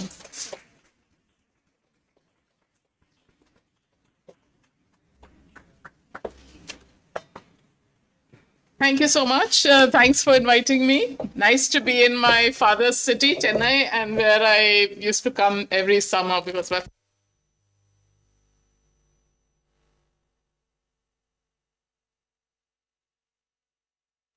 focusing on my two novels and my book of poems. When we talk about remembering, so personally, of course, we know that we forget much more than we remember. Yeah, if I ask you what were you doing on this day 2 months ago, unless you look up a calendar and so on, you won't remember. So what is it we do remember? We remember certain intense moments, heightened moments in life, whether these are of love or grief or joy or whatever, that's what we remember. Similarly, cultural memory, when we talk about the idea of India, what is it we remember and what is it we forget? We forget much more than we remember. We remember what we were taught in history. For example, to take my recent novel, A Slight Angle, it's set in the 1920s, historical novel. Now, 1920s, if you are asked, you will know about Gandhi, you will know about Bhagat Singh, right? But there will be many things I didn't know till I wrote this. Many things we don't remember, like the Mopla riots in Kerala, which also happened in the 1920s, or when Bhagat Singh tried to shoot a British officer, and by mistake he shot the wrong one. But there was an ordinary police constable there called Chanan Singh doing his job. So he ran after the assassins, they shot him. So nobody remembers him. He's a person. I'm just giving you examples, right? My questions throughout my work has been, what have we forgotten about our history? And to try to recover a small part of that. Okay, let me start with talking about personal memory, because poetry, my poetry at least, lyric poetry, is about personal memory, and some of it is about cultural memory too. In this morning, Mr. Hari Kumar was talking about bhoot, ghosts, and the word bhoot, which is in Sanskrit and a lot of modern Indian languages too, bhutakala means past tense. So what is a bhoot? It's different from the English ghost. Ghost means a spirit.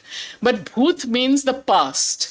When we are dreaming or we are remembering a person who is, let's say, dead, or a person whom you were very close to and has left and you don't have any interaction, you remember that.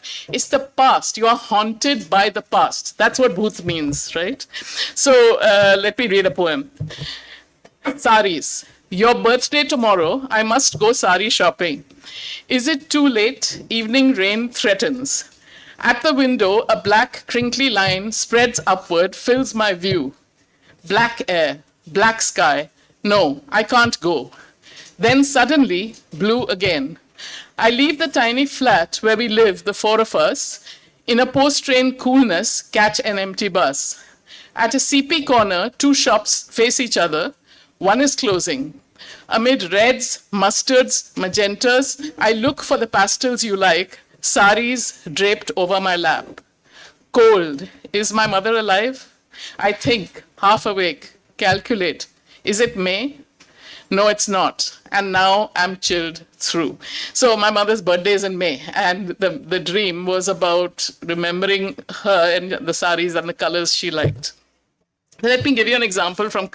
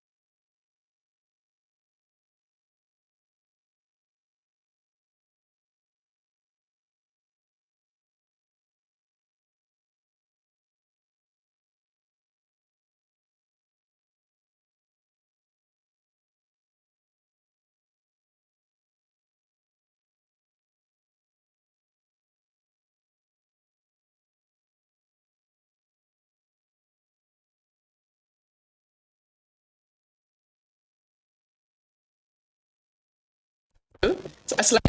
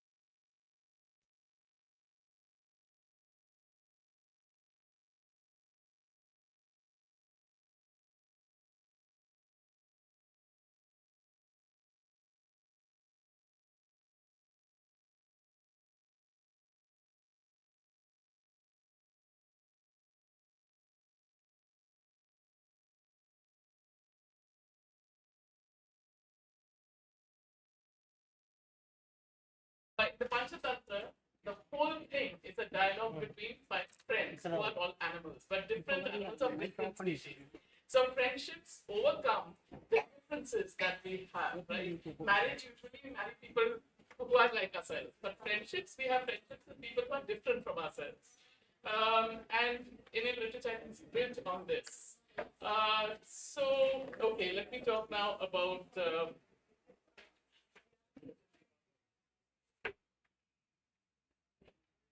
I'll come back.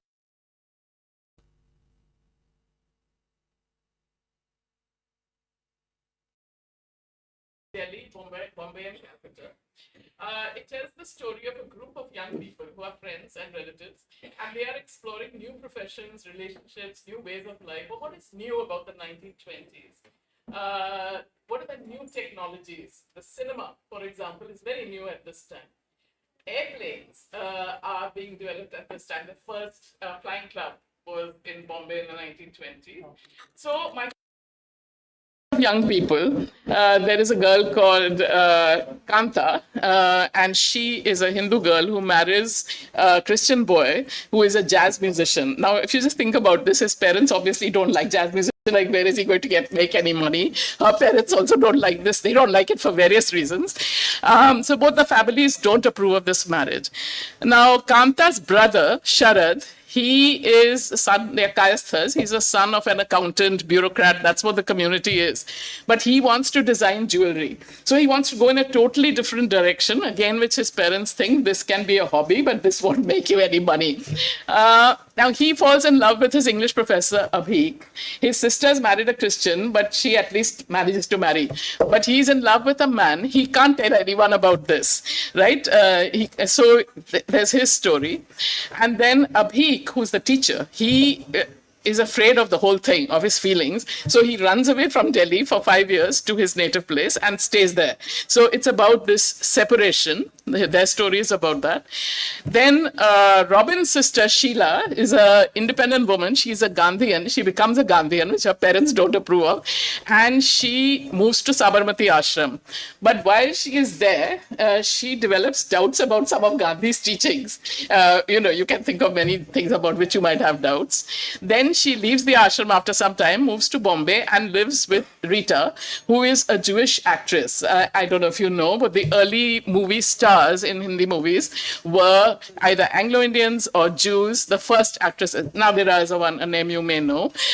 So I also show that world, the Jewish world, the Parsi, different worlds that were there at the time, right? So at this time, there are also some writers whose works I had translated from the 1920s. One of them is a Hindi writer, Mahadevi Verma. So she is a minor character in the novel. Ugra was another writer whose works I have translated, this guy. Now, he's a very interesting guy. He was also a Gandhian. And in 1920s, 1924 actually, he wrote a short story about homosexuality, male homosexuality, to condemn it, not to praise it, to condemn it, to say it's a bad thing. And he called it Chocolate, and Chocolate in Hindi. And all the other writers said, you can't write about this topic. Why are you writing about it? Everyone will think this is what you are doing. So he was a guy who always wanted to fight with everyone. And he said, they're telling me not to write, I'll write some more. So he wrote 7 more stories and published the whole thing as a book. Now, everyone criticized him for it, except for one writer, Nirala. Everyone criticized him for it.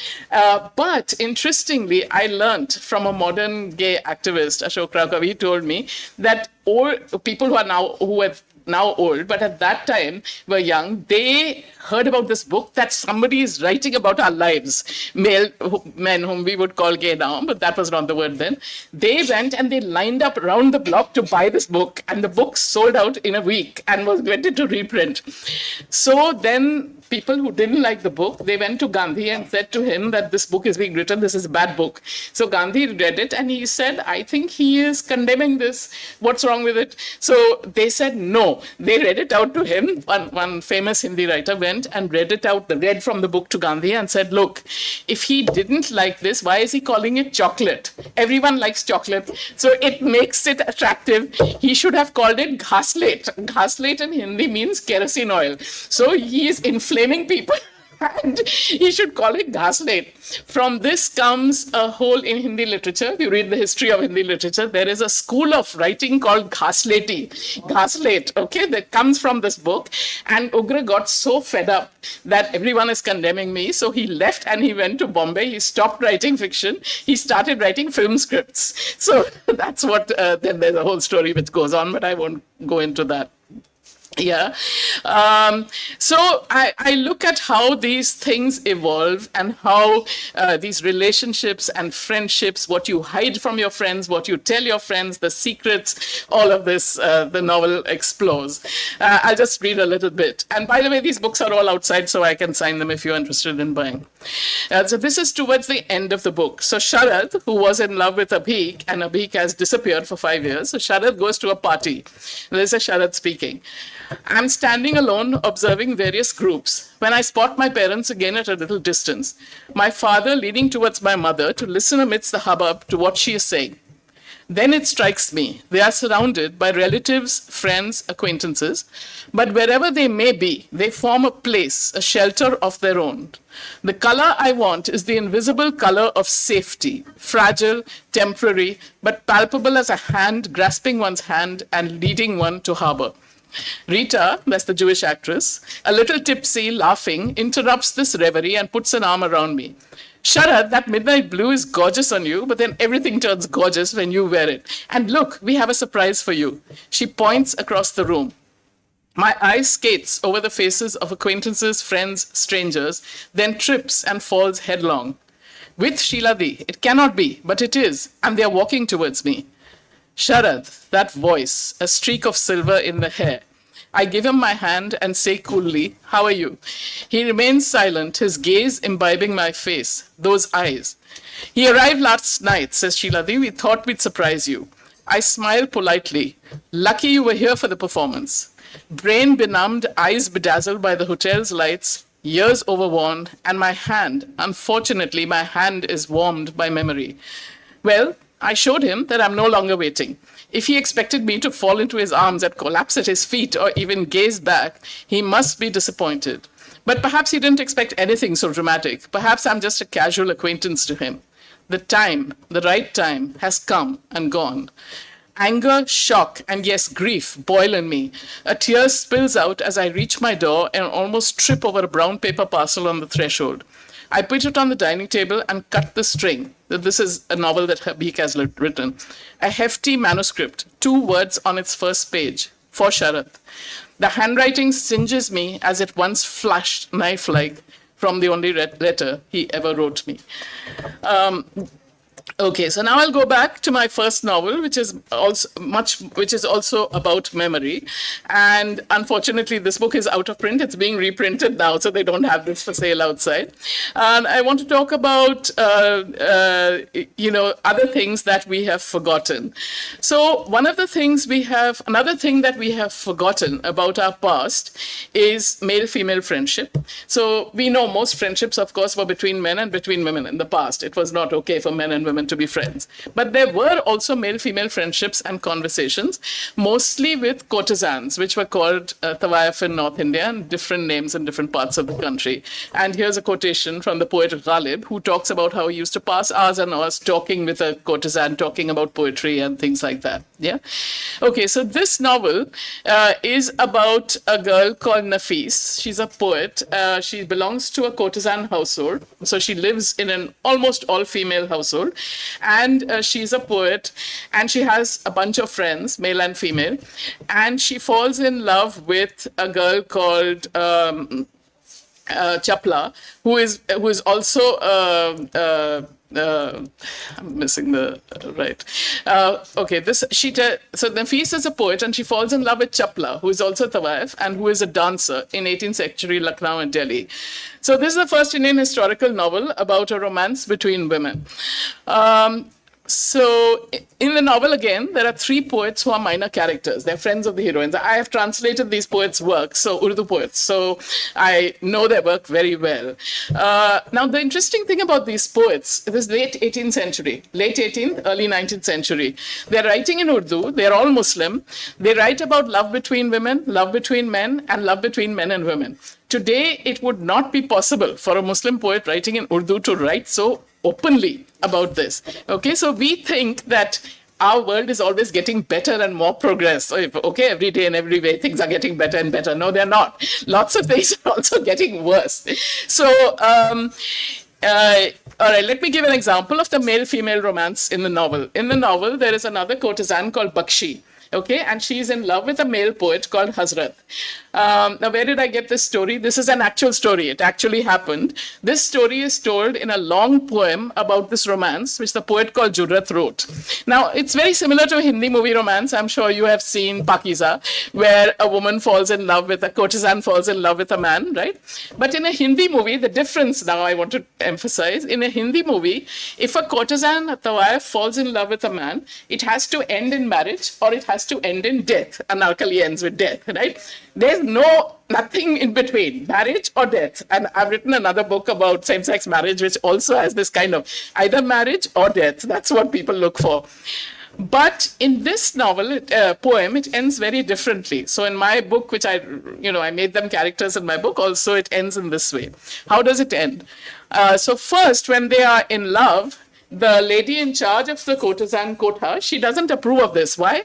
Because that poet is very poor. Poets are all poor, and she wants this girl to be in love with a rich man to get money. So she says, what is this? You can't meet him. So both of them start pining away and they're going to die. Of course, they're going to die. And so the lady in charge has to say, okay, I don't want her to die, so let him come again. Then what happens? Hazrat once more began to visit the house. Their mutual love continued to grow. Once again, he regularly came and went. Allah made them both happy. Notice that he'd say, Allah made a courtesan and this man happy. Those who were hypocrites now accepted the results. Mile aapas mein phir maashook aur aashik, that is the lover and the beloved, met once more. Just as God gave them happiness, may the whole world get happiness. What have I said or written here? The story of love is very long. Now he's making this a model for other people. He's saying as they got happiness, so all of us should get happiness. What is that happiness? They're not married, but they keep meeting. This guy keeps coming to the Kotha and meeting. Today, this would never be considered a model of love. So this is how things have changed. Okay, another feature of pre-British Indian culture that we have forgotten is that same-sex relationships before the British were not legally prohibited. They were not silenced in Hindu kingdoms and also in Muslim kingdoms, very importantly. In this book, we got translated extracts from works in 15 languages, from the Mahabharata and the Kama Sutra to the present, period of more than 2,000 years. And we found that same-sex love is being discussed in the Kama Sutra. It's very clear. It's being discussed. Sometimes there is some disapproval. Sometimes there is trying to be neutral, just describing this is what happens. And sometimes it's actually celebratory. It's a lot of fun.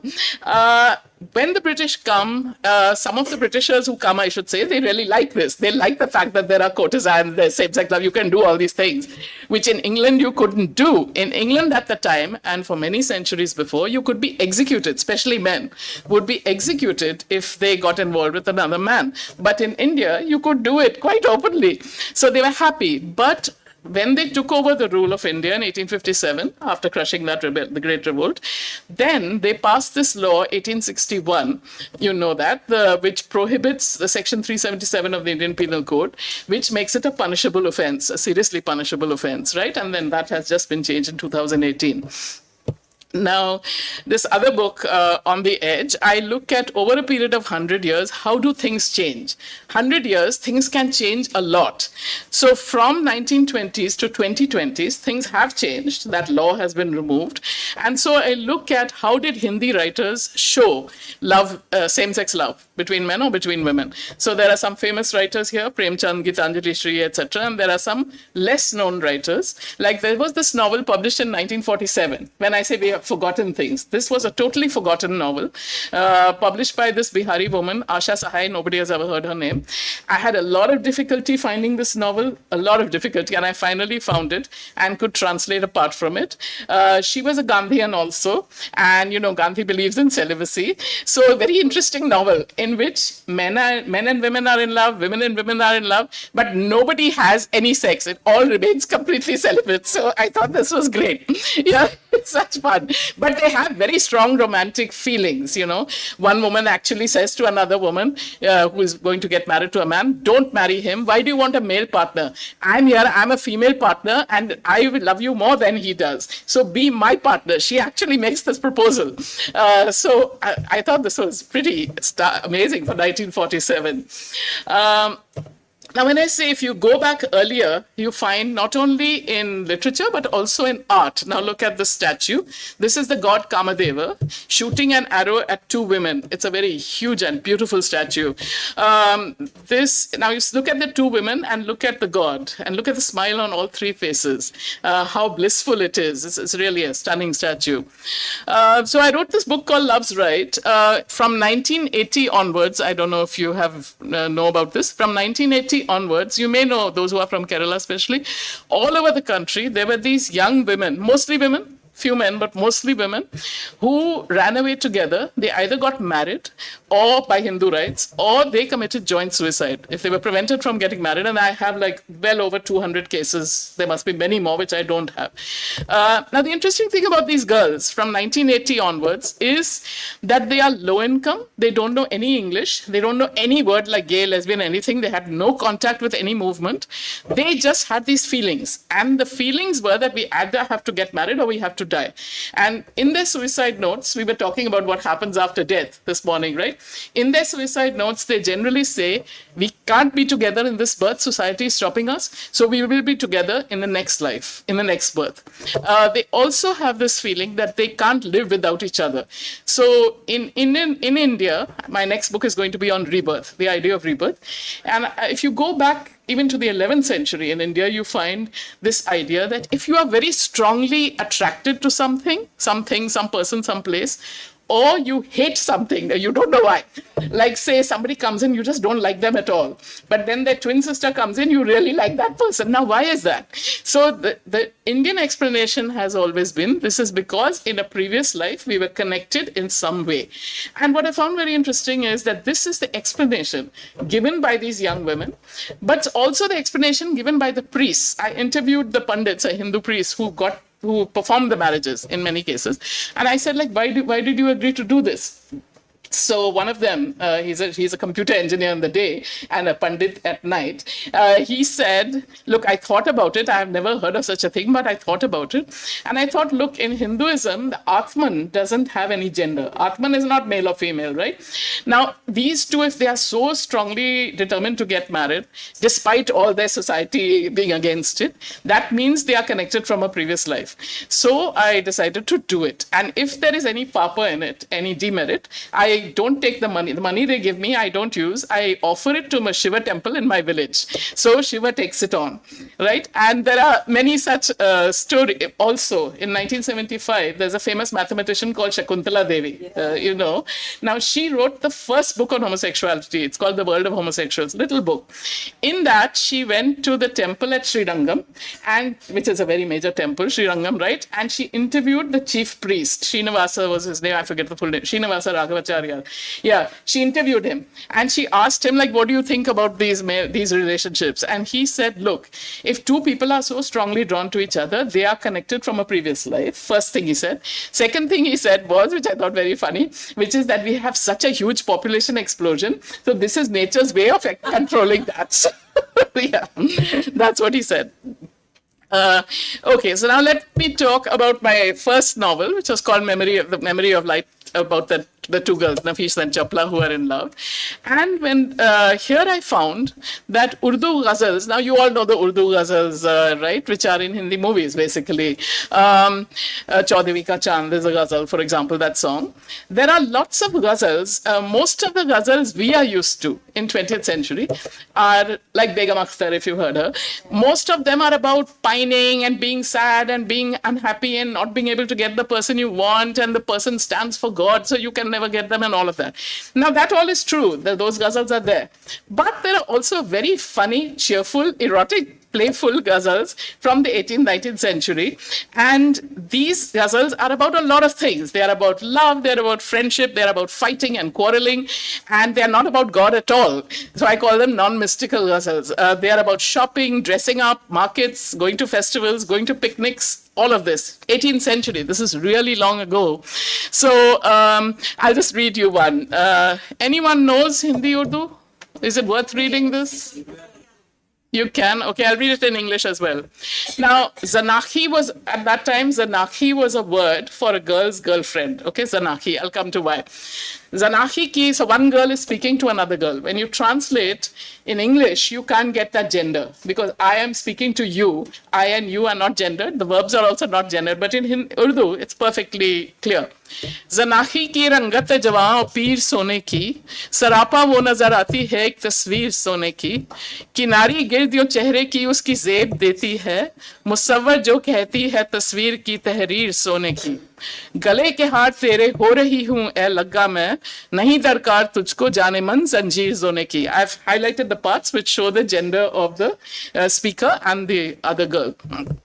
Okay, this is the translation, and this is, so I've put this in my novel. I translated, I found these poems. These poems had totally disappeared because by the end of the 19th century, they were considered to be obscene. This whole genre of poetry where women are speaking about other women was considered to be obscene and was hidden away in libraries. I had to go to a library and copy it out by hand, and the guy was looking suspiciously at me like, why is this woman looking at this old thing? That too in Urdu, and look at Shehar in a sari and bindi is copying, oh, what is this? So he would come and try to read it over my shoulder, and thankfully he couldn't read, he couldn't understand it because the script writing in Urdu has changed a lot from 19th century to now. My girlfriend has a youthful complexion like yellow gold. From head to foot she looks like a picture of gold. Her scarf's border frames and adorns her face. Her words are shaped like artist's writing on a picture of gold.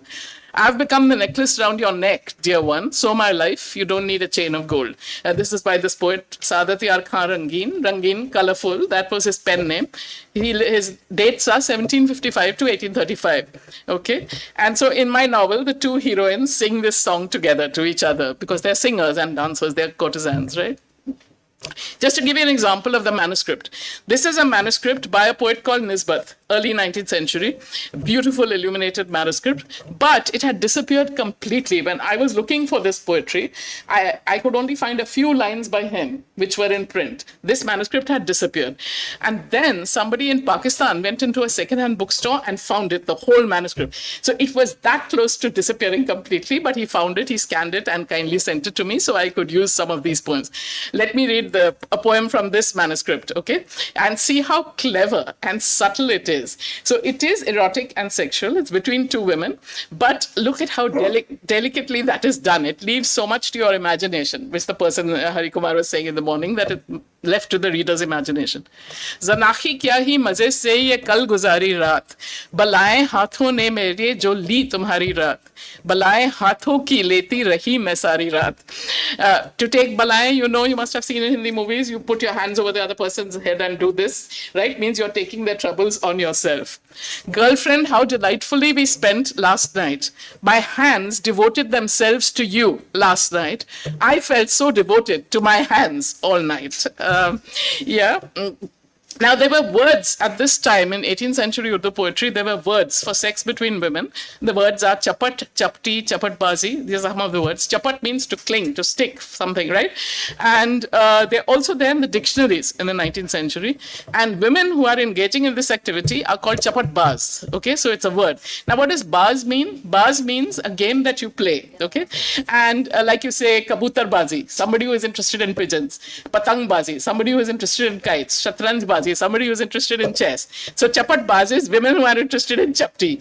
So it's also a view of life. You know, nowadays when you meet someone, first thing you ask is, what do you do? Meaning, what work are you doing? That is not how people saw life in pre-British India. You are doing work, but that doesn't define you. What defines you is the games that you play, the things you do outside of work. That is what makes you you, because you chose to do that, right? In 1970s, there's a historian who interviewed some of the last courtesans in Lucknow, and they were still using this word, chapatbaz, right? So that's interesting. Another word was ilaichi, and this is a description of a ritual which two women would perform. The same poet, Sahitya Rangin, I found it in his prose writing. He wrote about this. So two women each take a cardamom and break it open. They keep breaking the cardamoms. The one in whose cardamom there is an even number of seeds becomes the male, and the one in whose cardamom there's an odd number of seeds is compelled to become the female. If both get the same seeds, like both get an even number, they keep repeating the ritual till odd and even numbers emerge. And then the last line is the most interesting. Then they get married among their female companions. Married, the word shadi is used. And these women are then called ilaichi. The other interesting thing is they get married among their female companions, not to the whole world. They may be married to men, but among their female companions, they are known to be a couple. And there are various such rituals that women used to perform. So in my novel, 2 women characters get married by performing this ritual, which their female friends witness. So in the novel, I also depict a lot of other relationships, friendships, male-male love affairs, transgender characters, etc. I'll just read a little bit. The moment when they come together, Nafis and Chapla. As we looked down at the picture, our fingers touched, entwined, sent lightning coursing up my arm. Our hands opened, covered each other, closed, bone fierce against bone. A gust blew in from the gallery, set the little bells on the hookah tinkling, and the flame went out. In blessed darkness, we slid back on the divan against the wall. Her lips traveled up my arm. Moonlight showed me her face, mouth half open as if in agony. One instant suspended, then I grasped her face with both hands. Her gasp as our mouths met and held goes through me like a shock as I write. I should say the novel is Nafis's memories. Nafis is 50 years old now, and she's recounting this memory from her youth. This romance is all over. She's remembering it. So it's a novel about memory. And of course, when you remember something, you may remember wrong, right? Also, you know this, that, or maybe you're too young to know this, that you remember something, but then somebody else, you think you remember it very clearly, but somebody else who was there tells you, no, but this also happened. And when they tell you that, you remember, yeah, it did happen, I just forgot it. So our memories are not reliable, I should say that. Yeah. I translated this novel into Hindi and under the name Pariyon Ke Beach. Pariyon Ke Beach means among fairies. First, I wanted just to tell you something, the difference between languages. I wanted this title Among Fairies for the English novel. But the publisher, who is Penguin, said, no, if you say Among Fairies, that sounds like a children's story in English. It can't be. In Hindi, you can say Pariyon Ke Beach because Pari means a beautiful person, any beautiful person. That was an old meaning and it still conveys itself in Hindi even today. Okay, there were also poems, Urdu poems by men speaking to men. So I'll read this one. This one is actually my favorite poet, Inshallah Khan Insha, 1756 to 1817. Your cheek is made for kisses. Why shouldn't I ask for kisses? Bosa is the word for kiss. Kyun na kije sawal bose ka. When my mouth touched your lips, they turned red with kisses. Locks falling over that face say we have woven a net of kisses. Now, up to this point, it's I and you. You don't know the gender of the other person. The speaker is, of course, male, but you don't know the next verse gives it away. In the morning, your cheeks were blue due to last night's thoughts of kisses. Now, do you understand? What does that mean? In the morning, your cheeks were blue. How do you know this is a man being spoken to? It's facial hair. Yes, it's facial hair, which in the morning your cheeks are blue. This can't be a girl, right? Your cheeks are blue due to it. Then the next line makes it even clearer. Jaan nikle hai, oh Mia, de dal, aaj wada na tal, bose ka. Mia is the word for Mr., cannot be to a woman. Oh Mr., I'm dying. Do give them to me. Today, give me your promised kisses. This is a fresh sapling and look, it blossomed with the bliss of kisses. This I won't explain, but I think you can understand, right? So this is how subtle the writing is and how really brilliant. Okay. Another feature of pre-modern culture that we have forgotten, Indian culture, is the importance of courtesans. Courtesans were very important, and I've written a book about it. This is the book, Gender, Sex and the City. And I wrote 2 books actually about courtesans. Who were the courtesans? They were not sex workers. Now, if you view Hindi movies like Pakiza, you think that a courtesan is just a prostitute. No, courtesan is different. A prostitute or sex worker is one who will sleep with any man for cash, right?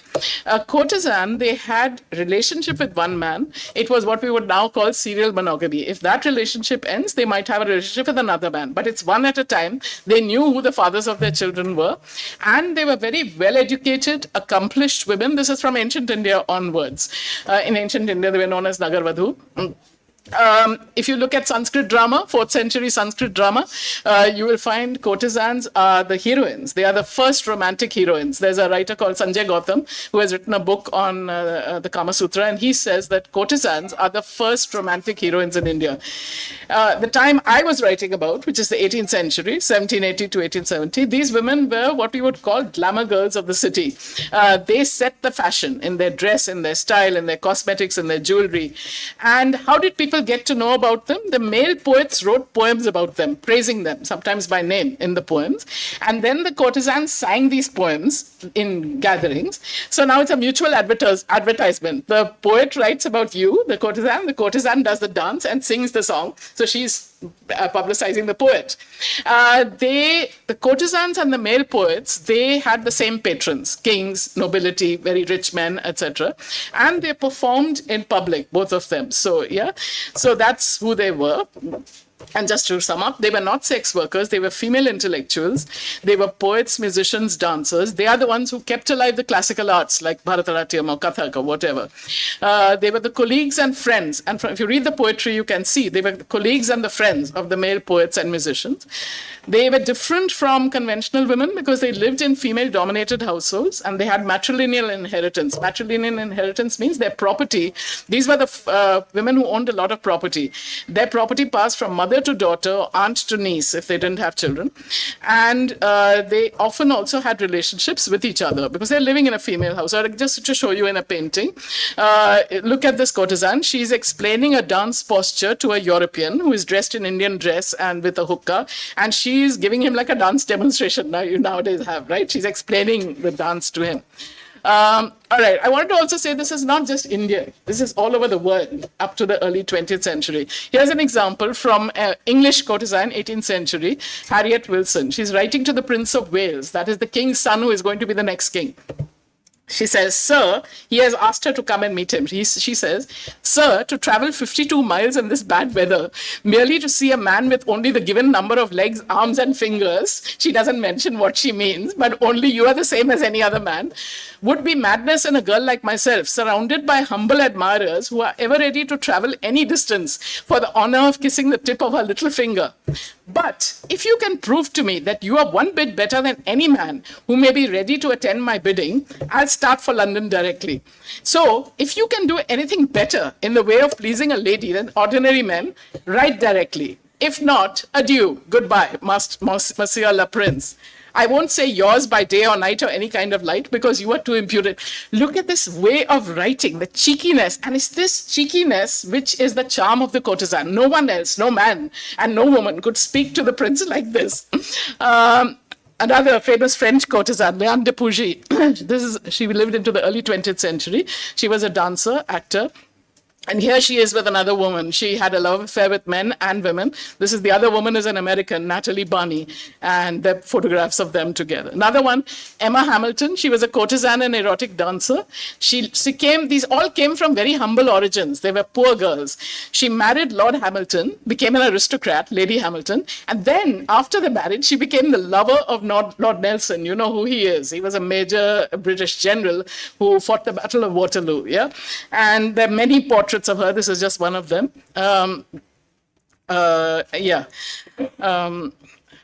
Okay.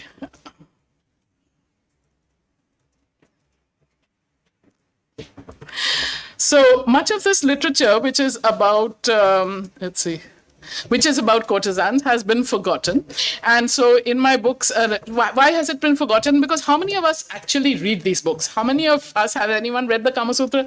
And even when you do read the Kama Sutra, I also looked into this. The Kama Sutra was translated into English in the 19th century, but by the 20th century, people had become really ashamed and embarrassed about it. People had become ashamed of all these aspects of Indian literature. Why? Because the British rulers found it to be very obscene, immoral, etc. So everybody, Hindus and Muslims, became ashamed of their own culture. Muslims were ashamed of polygamy. Hindus were ashamed, that time Hindus were also polygamists. Hindus were ashamed of polygamy and of polyandry because in some places women had more than one husband.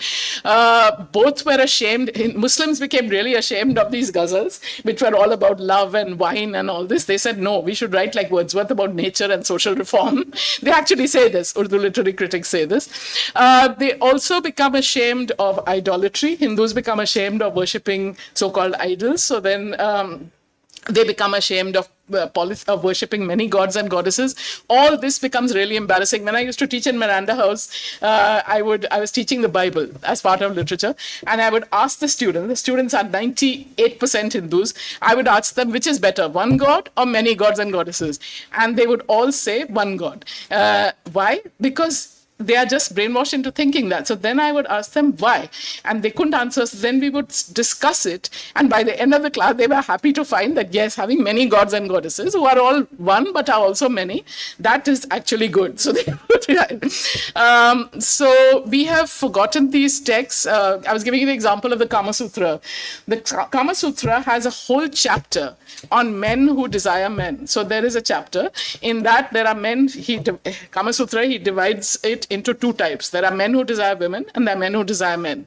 Then he further subdivides it because ancient Indian texts love to make categories of everything. So men who desire men, there are two types. One is masculine appearing with beards and mustaches. They desire men, but they have beards and mustaches. Another one is feminine appearing. So the men who desire men who are feminine appearing, they are very feminine, very graceful, they were, So now he says the feminine appearing men, they can find other men. But the masculine appearing ones, how are they going to find other men? Then he gives suggestions. Vatsyayan, who is the author of Kama Sutra, gives suggestions. He says, you can become a flower seller, you can become a masseur, one who gives massage, you can become a hairdresser, and then you can meet other men and see what do they like. Then he goes further, and this is Kama Sutra, 4th century Sanskrit text. He says, now, if you are, let's say, giving a massage, okay, you're giving a massage to another man, you want to know what is he interested or not. Now, give the massage, go up his leg gradually and see if he objects to anything. If he doesn't object, then it's okay, keep going ahead. And then he gives a description of oral sex between men, which is very explicit. He's giving instructions, basically, or describing it, or just describing what is going on. He says, and gives an example, which all Indians know, how do you suck a mango? So that is the way you should go ahead. Now, in the 20th century, Kama Sutra, people removed that chapter. That chapter was just not there. They removed it completely. And there were few translators. There was one translator who translated the whole text into Hindi. He kept the chapter, but in his preface, he says, look, don't think that what is being said here is telling you what to do. No, it is a warning. It's a warning text telling you, showing all this to tell you, don't do this. That's what it is. And the line which I like best from the Kama Sutra, that chapter ends with this line. So he is thinking about it and he says, look, is it good to do this or not good? He says, it depends. It depends on the place where you are, on your community's opinions, and how you feel also. All these things, it depends on that. So some people say it's bad, some people say it's good, but what do I think? I think who does what, when, where, and why, who knows? I think it's absolutely brilliant because actually it's true that in terms of sex, who does what, when, where, and why, they're not going to tell you. And who knows what they're doing, actually. So I thought that's absolutely brilliant insight. Okay, so let me come to the end. I just wanted to end with my translations. I mentioned Mahadevi Verma. She is a minor character. She's a very famous Hindi writer you may have read in school. And these are her two books, which I translated. One is My Family. It's about her animal companions. She never got married. She got married as a small child, refused to live with her husband, and she lived as a single woman, educationist, principal of a women's college, and she traveled on her own. She had many friends, women, men, all. And she had all these animals, really interesting animals that she rescued. A deer, a squirrel, a rabbit, a cow, all these animals she had. And that, she says, is her family. And she writes about each one and brings out the character of that individual rabbit. For instance, the rabbit is very interesting. This rabbit, we normally think rabbits are very timid and docile, right? But this rabbit is very aggressive. And he is always biting and trying to attack and kill others. And she thinks, why is it? So she tries to psychologically analyze this rabbit, that she found this rabbit because when it was a baby, a cat entered into the rabbit burrow and killed the mother and killed all the babies, only this one survived. So she says, if this rabbit had grown up with a mother, he may not have been like this, but because he started his life with this violence, he became violent in self-defense, right? Portraits from Memory is another one I just translated from HarperCollins. And in this, she gives sketches, little sketches, life stories of all the people, many people she knew. Most of them are poor people, low-income group people, from a potter to very interesting stories. And what I found from these stories is how, again, we have forgotten how poverty, the nature of poverty has changed in India. It has changed a lot.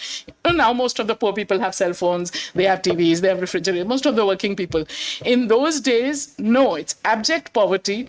And yet, this is 1920s, 30s, 40s, yet she brings out the dignity of these individuals and how they are, how generous they are. Even to her, she is like, there's a vegetable vendor who's a blind guy, but he finds out what vegetables does she like, and he wants to bring them to her. When she's sick, he says, I want to see you. And she thinks, poor man, he can't see me at all because he's blind. But still he comes and he talks to her. So that's just one example. So yeah. Okay, I'll stop here. Thank you.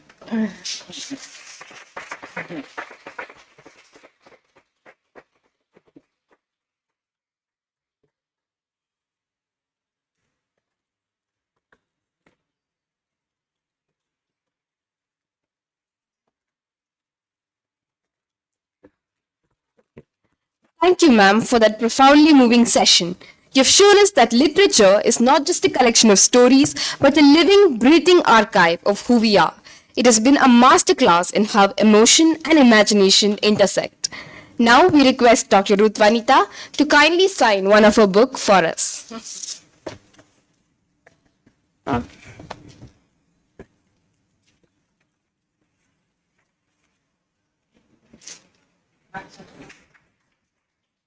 Okay, move a bit. For the camera to take a photo, just move a bit to the center.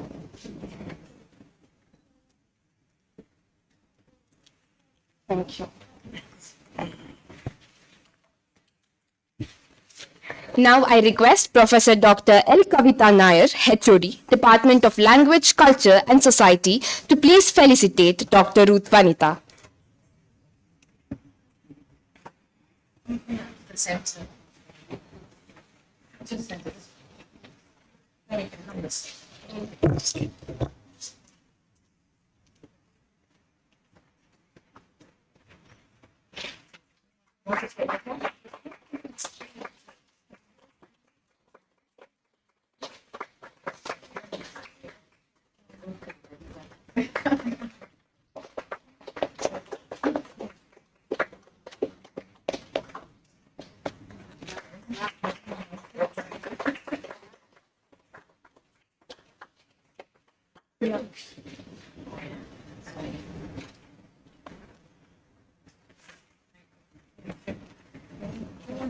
Yes.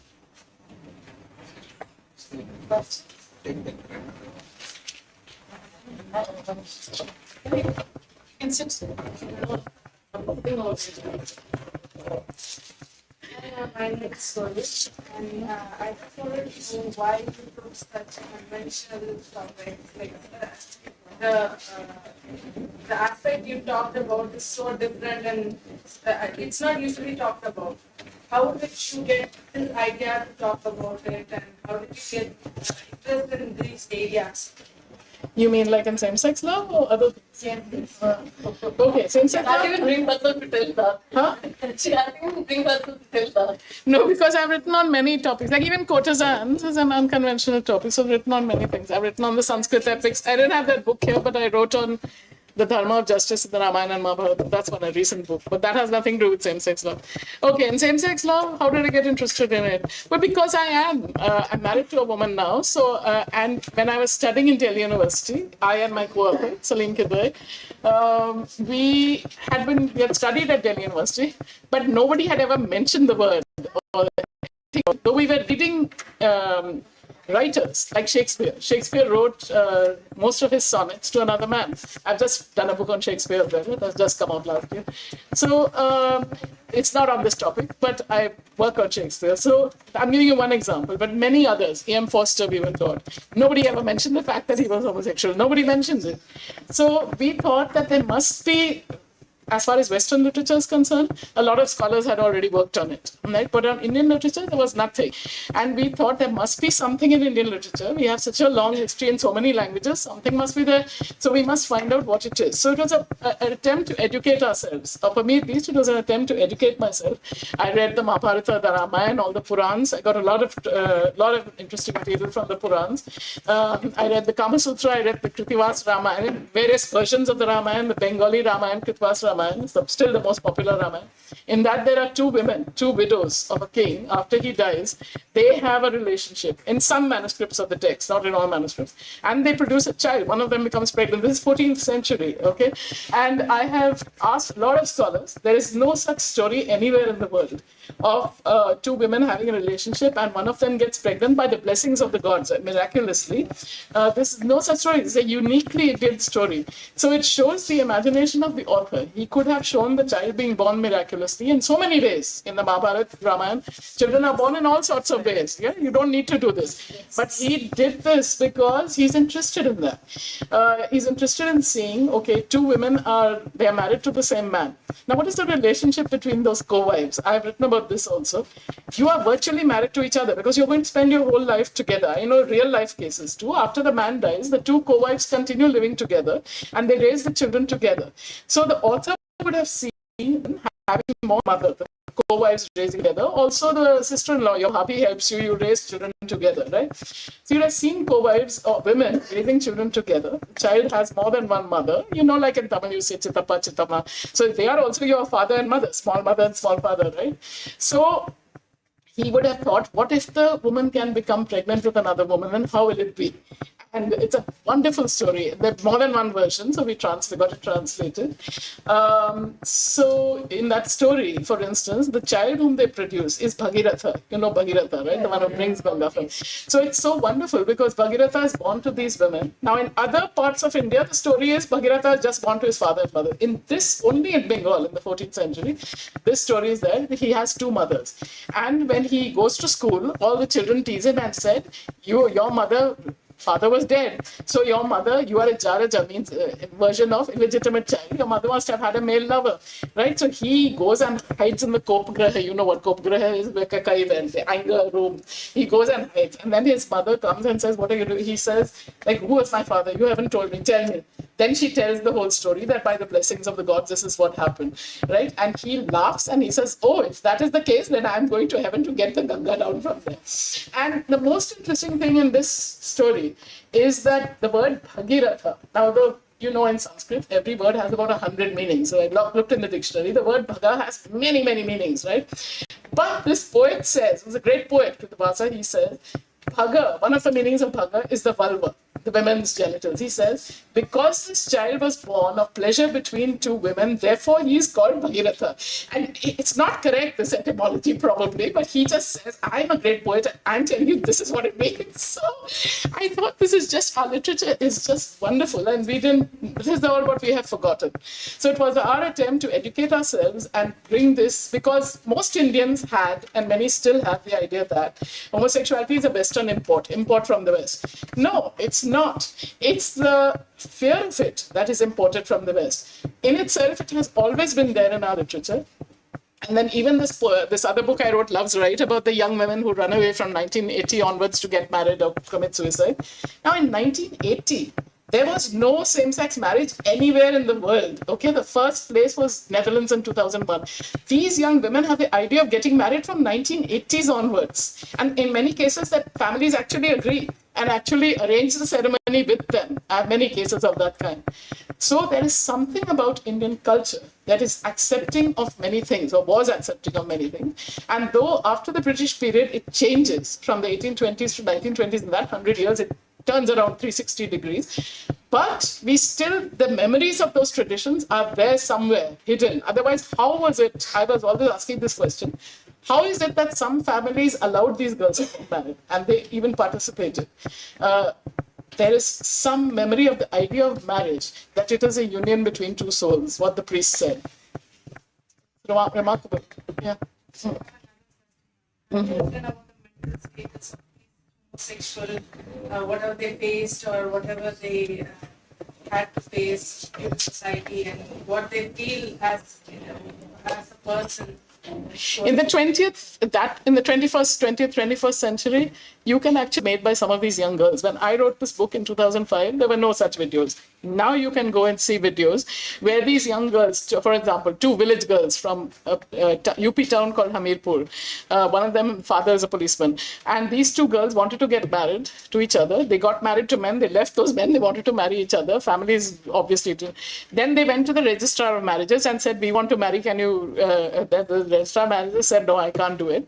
So then they came, they wrote a contract. Now any two people can enter into a contract. They signed a contract for each other. They went outside the office and they garlanded each other, totally Hindi speaking girls. You can listen to their video on YouTube. They garlanded each other, they did the Jayamala, and then now they were living in the village the policeman father actually was supportive, so they lived there. And they asked the government, they didn't know anything about any movement, anything. They just asked the government that you should help us also and give us employment. Fascinating story. And these girls are from all over the country. They are from tribals, they are from Dalits, they are fisher women, they are factory women, they are students, they are across the board. And there were these two women, Tingring Basumatari and Roinati Basumatari, tribal women in Northeast India. In the village, they were beaten up, they were given a lot of trouble, they had to leave the village. And they went from village to village, they couldn't settle down anywhere. Finally, they reached one village which accepted them, and they lived there. They've lived there for many, many years together. And then the most interesting thing, they were interviewed by a journalist in Israel. Most interesting thing is when there was an MLA elections and the candidates came, the other villagers asked the candidate, look, these two are our neighbors and they have no legal rights. Can you get some legal rights for them? And and the candidates, being candidates, they said, okay, we'll think about it and we'll try. And then when Roinati, the girl, one of the girls, women is interviewed, she says, look, we know they are just saying this, but we have hope. What else do we poor people have except hope? We can only hope for something to happen. But they're living there, they are fine. One is a domestic worker, the other works in the fields, a field laborer. That's it. Yeah. Thank you so much. Yeah. Can I get the autograph? Sure. Later I'll sign whoever wants to buy. Yeah.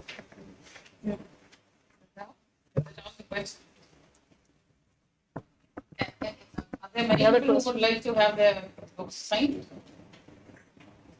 One. Okay, so questions around. Yeah, I think. Yeah. Ma'am, I just wanted to know your opinion on the fact that the whole concept of homosexuality or same-sex relationships have become now a taboo, if not worldwide, but mostly in India, and they are not encouraged. Is this for the people's convenience because they want to spread their ideology? But as you mentioned multiple times, and you're advocating the fact that this was actually there in the past.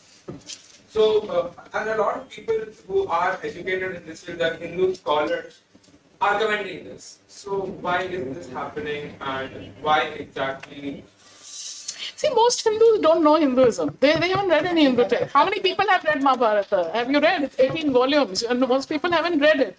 Even the full Ramayana, they know from TV, fine, that's better than nothing, but they haven't read the whole Ramayana, right? So most people haven't read. Kama Sutra, forget, nobody has read. All these books I'm mentioning, most people haven't read, right? They may hear the Bhagavad, then it is, but it is in Sanskrit. You don't really understand it. So when you don't know, then you only know your customs. And the custom in your society is this is frowned upon. Not just this, many things are frowned upon. So you think it's wrong. But if you actually read, when I read the Mahabharata second time, I was amazed by the kind of debates about everything. Nothing is taboo. You can ask any question and debate anything. For example, I always thought this idea of veganism, that you don't eat any animal products, including milk and all that. This seems like a Western idea. That's what I thought. It came from there. But in the Mahabharata, they actually debate it and they say, should we be taking the milk away from the cows, which is meant for the cows that are drinking it? So they have a whole debate around this. Of course, they have debates on vegetarianism as well, on cruelty to animals. They say we shouldn't be enslaving humans and we also shouldn't be enslaving animals. So there is a grocer who gives this whole speech on it. Wonderful, wonderful talk. So everything is up for debate. Everything is debated. And we don't know this. I didn't know this. I only found out after reading. So because we have forgotten. We've forgotten. Hinduism has so many books. It's not one book you read, right? So we have forgotten our own traditions. And we just don't know about it. So this book is an attempt, Same-Sex Love in India and even the other one on there. It's an attempt to make those available and accessible to people. And many people have told me that, yeah, you have given me, gay people, that you have given me back my culture. I didn't know this. So yeah, that's what it is. Yeah. I'm writing about all of this, not just same-sex relationships, but also about ma'am, what gives you the motivation to keep writing about this? And there are so many people in this same field who frown upon it and alert on your name. I have to say, I haven't faced a lot of opposition. No, I haven't faced a lot of opposition. No, I don't. I think Indian society is always very curious and anxious to learn about new things. When it came out, the book has been very well received. It's now parts of it are being taught in colleges as part of the syllabus. Even Love's Right, the one on marriage, is also being parts of it are being taught. No, I haven't faced opposition. And what gives me the motivation to write about all these various things is just